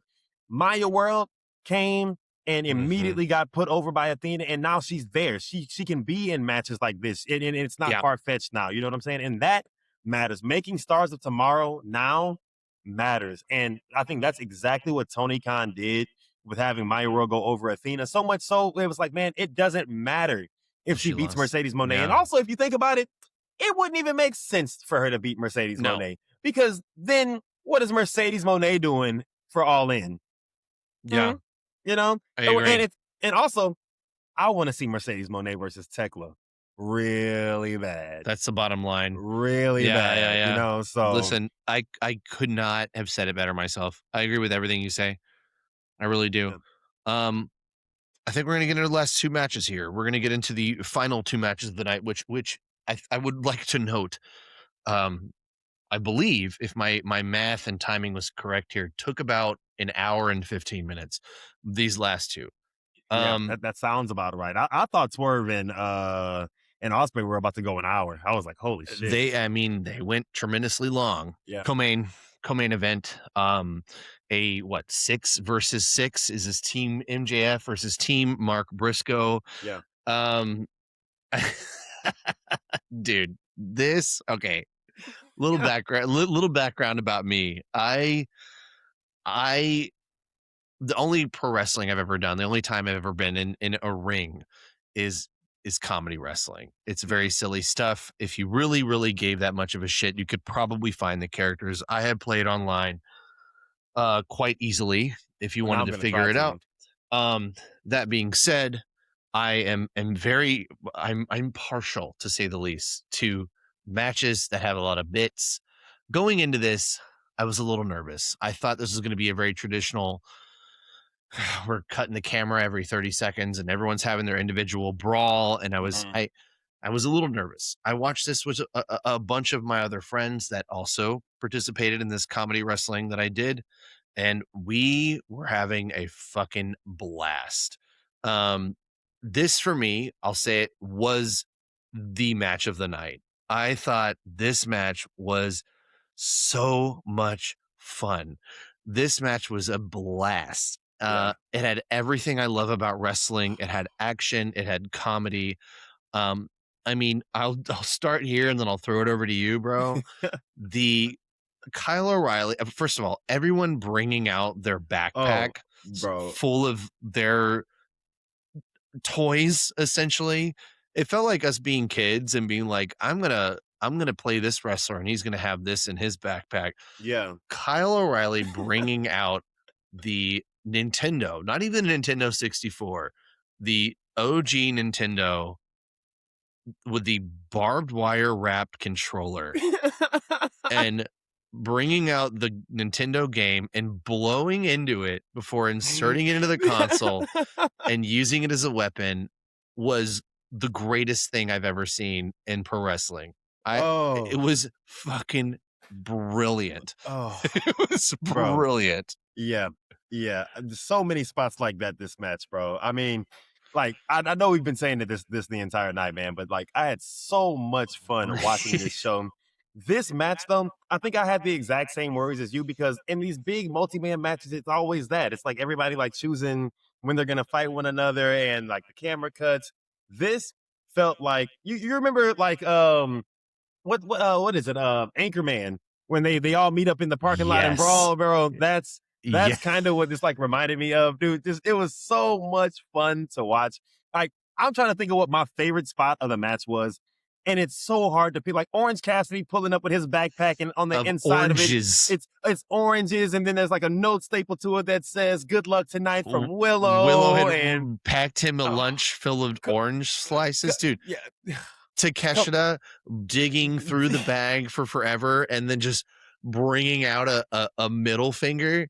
I mean, we were all calling it. We're like, he's gonna flip him off. He's gonna fucking flip him off. And then he does it, and I popped so hard for a middle finger. Bro, I think I popped so hard for that, and I think a reason I did was because I think even Okada popped a little bit, bro. Like whenever he pulled the middle finger out, Okada was like laughed. Smirking. He laughed, bro. Straight laughed. Up, he laughed, right? Oh, bro.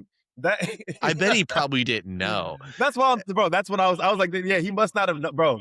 Moments like that, so awesome, bro. I mean, all the way down to Andrade ripping his shirt off and having "fuck MJF" and "fuck Don" on it. Oh man! Which, by the way, buying that shirt. If that shirt comes out, drop it. That's my sleep shirt. That's my new sleep shirt right there, dude. I mean, man. I don't know what else to say. There was so much that happened in this match. Watch it. This is an easy, like, because I'm partial to comedy wrestling, this is such an easy 5-star match for me, dude. Oh, bro. When Lio Rush came out of the hockey bag, my God. Bro, I was crying. Real tears, man. Yeah. You know, bro. And what's so funny about that is that people are like, that Leo gimmick took a little bit to get some wind under it. Yeah, it did. And it's crazy, man, because I loved it immediately, man. That's funny.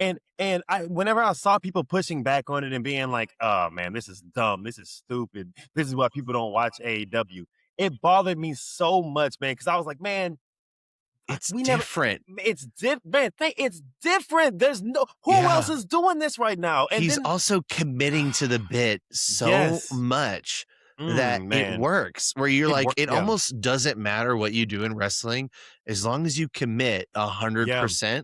And like, he has not, I mean, he's doing interviews with journalists in podcast rooms and showing up like that.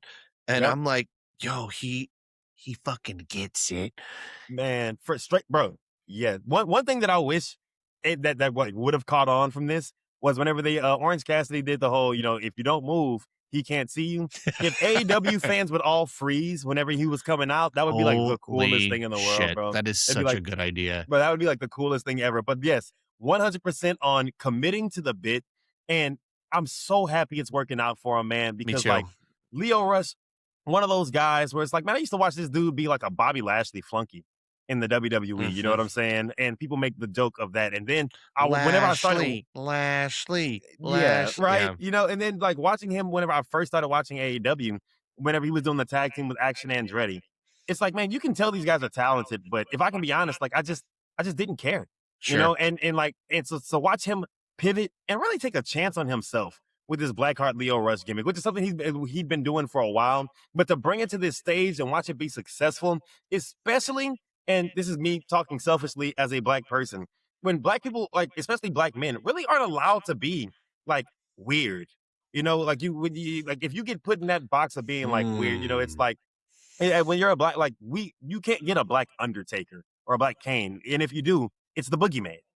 And even then, it's not taken seriously, and to watch the Lio Rush character get minutes on TV with Mark Briscoe, to watch him get minutes in a match against Orange Cassidy, or get these spots where it's like Orange Cassidy and Andrade in a match and Lio Rush is being involved. And shit, he was on Forbidden Door in the co-main event. So what you're saying is that you felt represented as a fellow weird black guy.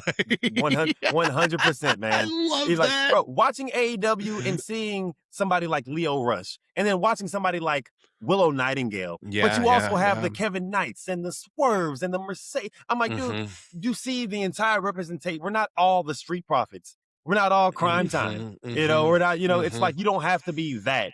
And I just love it. I love how silly it is. I love how weird it is, dude. And then he just became the Ring of Honor World Champion too, man. I'm like, bro, awesome. I think so happy for that dude. That's such a good take, dude. Like that really is. I love.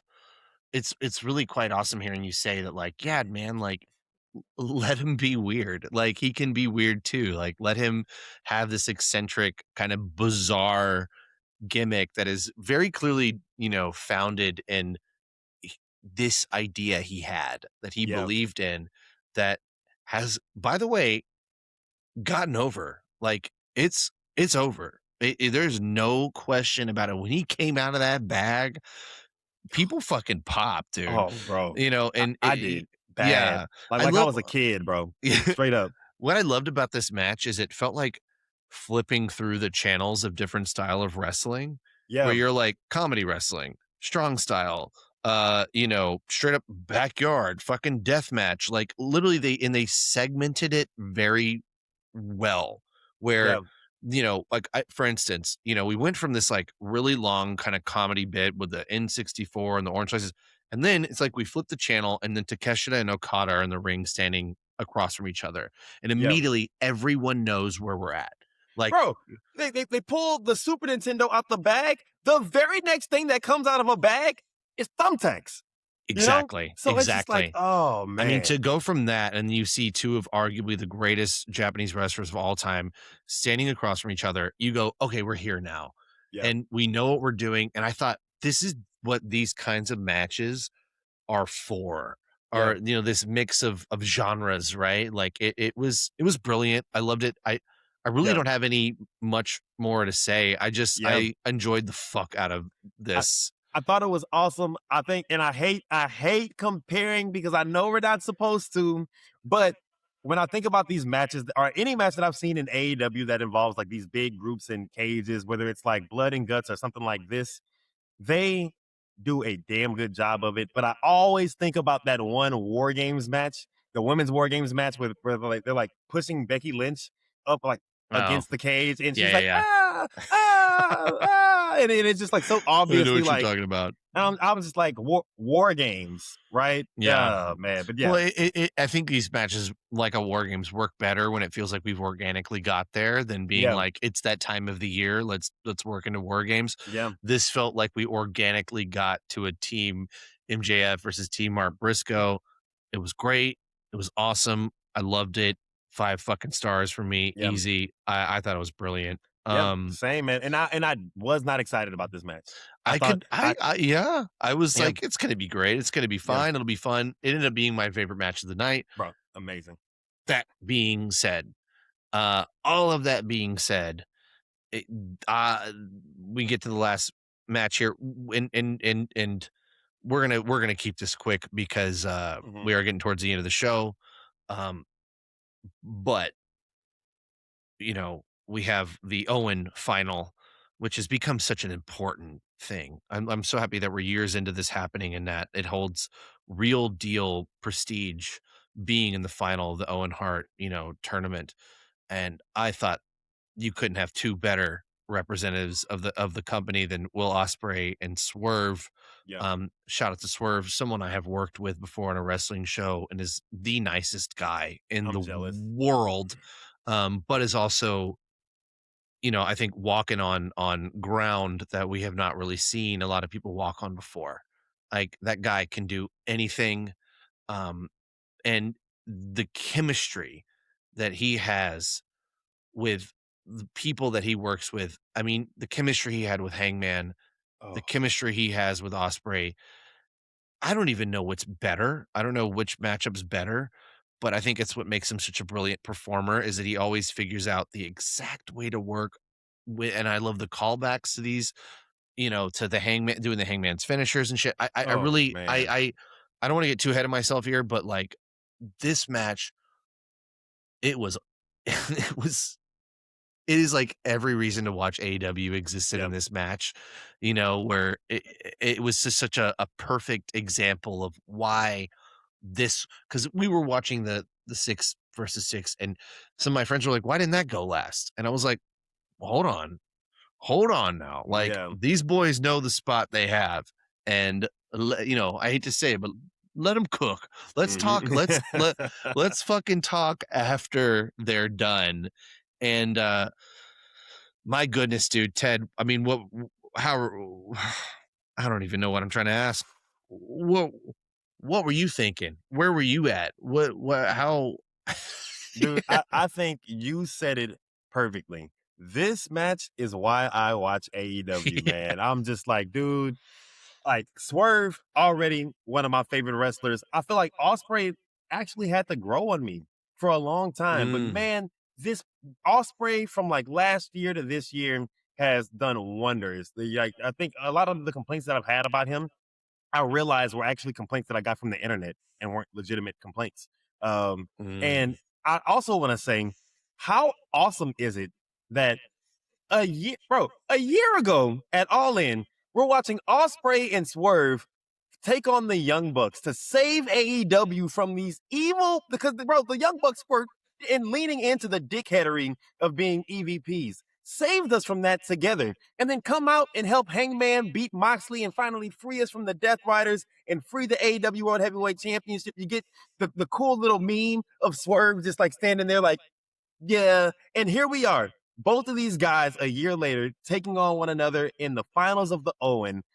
And then Osprey wins, and the Death Riders come to the ring to Yeah. celebrate with them. I'm like, dude, if you would have told me this is where we were gonna be in AEW a year ago, I would have been like, dude, what the fuck are you talking about, bro? The Death Riders coming out to help Osprey and Osprey. Now what? But dude, so good. The match was so good. And like I think what you said about Swerve is the thing that really gets me about him in any match.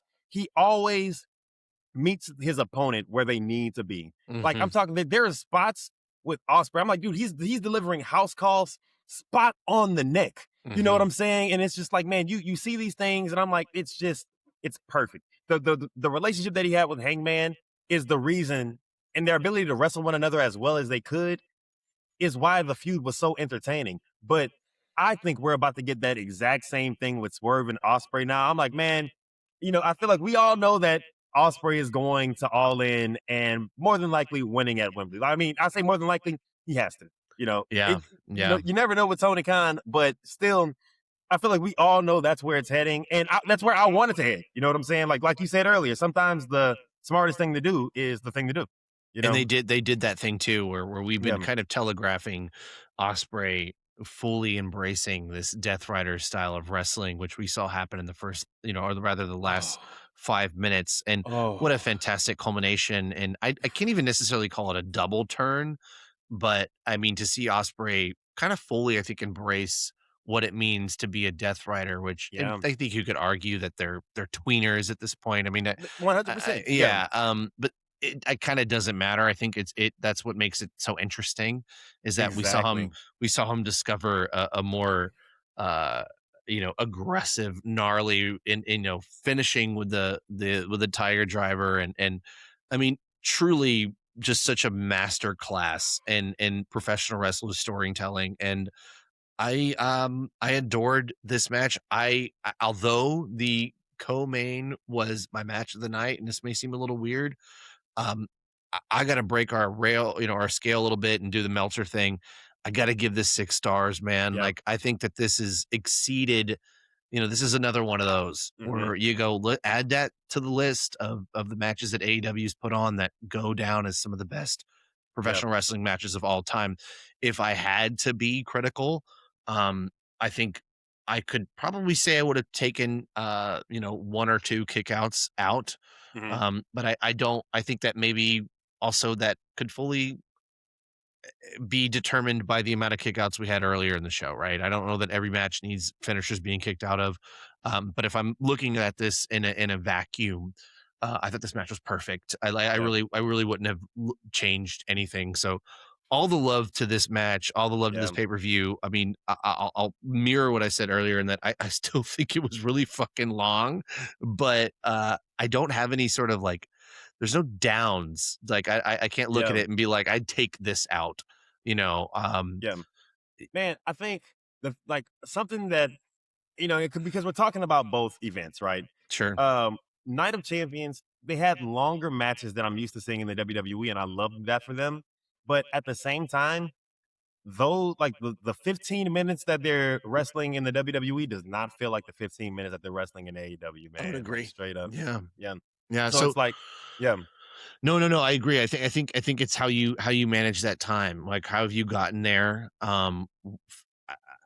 and I think we're seeing kind of the two ends of the spectrum here, where we have Yeah. 6 matches in 3 hours, and then we have, 12 matches in 6 hours, and granted, that is literally twice as much there. Um, but what can you do with that time? What stories are we telling with that time? So I'll end here, and this is a good transition into Mhm. to some of our kind of like end of the episode questions. And this is probably a longer episode than we'll ever have in the future. You never know because there's a lot going on this weekend. Yeah. What was your preferred show this weekend? Favorite show that you watched this weekend? Oh, Forbidden Door. And Okay. and it's so crazy, man, because it's like I finished Night of Champions and I was like, whoa, the WWE put on a really good show. And I'm also thinking to myself, I'm like, man, Double or Nothing was so It was good. very good. Yeah, There's no way Forbidden Door is gonna be better than Double or Nothing. And it was. man, Yeah. bro, how? Hmm. How's that possible? How they just put on the show of the year and then Yeah. came back and put on another show of the year? Like, bro, Night of Champions was good, but man, Forbidden Door was great. Match of the night, then, or match of the weekend, rather. Man, so my heart wants to say Mercedes and Maya, but it's Swerve and Osprey, man. I agree. Swerve and Osprey was so insane, bro. Just what? You know what? I always gauge things of like how it's landing in the wrestling space with like my little community and my Discord, because I run a WWE league. It's like one of the biggest player versus player leagues in the world, and the audience skews heavy strictly WWE people. You know what I'm saying? That like will not give AEW a chance because they just don't want to. You know what I'm saying? And now they are starting to talk about AEW. I saw them in the Discord tonight talking about, man, Will Ospreay's one of the greatest to ever do it. Oh man, the match with Swerve and Ospreay was absolutely insane. And I'm like, yes, yeah, y'all are starting to it. AEW is, bro, it's so hot right now that the people that I've seen purposely You're seeing the tides avoiding it. turn. Yeah. Yeah, I'm seeing them come around, man. I'm seeing them. I am so excited for not just the rest of the year in AEW, because the road to All In is going to be so much fun. But bro, since All In last year, I think AEW has had their foot on the gas. I mean, Hangman's run after he got the championship, and then immediately, and then like dropping it a few months into Samoa Joe, did not see that coming. That was shocking to me. So that Almost was forgot exciting. about that. And then Joe dropping the belt to MJF at World's End. I'm like, oh, okay, this is my first time getting to see MJF be a champion in AEW. And then he just kills it, bro. And it's like, MJF is another one of those guys where I'm just like, man, how purposeful he is in all of his matches, the gimmicks going into one, being like the devil against the god of pro wrestling, and then just all of it. And then being a Respectful straight of all of it. comedy wrestler too. Like he recognizes the points in the match that he can be a silly goose, and I love that. He's a theater kid, man. Yeah. Like, Oh, he's just straight up. 100%. He's an athletic theater kid, man. Yeah. Just living out literally, I would imagine this is his dream, So all that to say, bro. And then MJF goes right into the Derby run, and know. it's just the last year of AEW has been so much fun, and I really don't see I don't see it slowing down. I think that's the coolest part. I agree. Last question, and then we're gonna wrap it up here because we are coming do it. on, 2 hours of this episode, which has been Yeah. a lot of fun. I mean, wrestler of the weekend. Who sticks out to you the most? Who is the guy that you walk away, the guy or the woman, the girl, the boy that you go, that motherfucker right there, though? It can be someone new, it can be someone we know, but I mean, what's your knee jerk reaction here? Your knee jerk answer. Man, my knee jerk answer, without putting too much thought into it, is Maya World. I agree. Because, man, being on this platform, putting on a 5-star match, in my opinion, with Mercedes Moné at Forbidden Door when you haven't even been in the company for A year. mean, bro, how long has she even I been think wrestling? 6. Oh, that I don't know, but I know she's been at AEW for 6 months now. I mean, Maybe 6 months, man. 6 to 8 months. Since their last little tour in Houston, which I think was since then. October, November. I really don't. think so. I mean, way to seize think the so. moment, right? Like way to seize the moment. Truly inspirational. Good shit.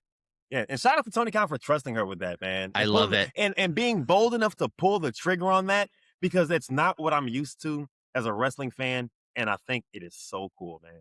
I think it's so cool. I loved it, though. That's my. And now, what's your answer? It would be Maya. Maya. Okay, For the awesome. same, All I right. was gonna say that, and when you said it, I was like, "Oh, this motherfucker Yeah. stole my answer." Um, Ted, let's wrap it up. Let's do it, man. This has been awesome.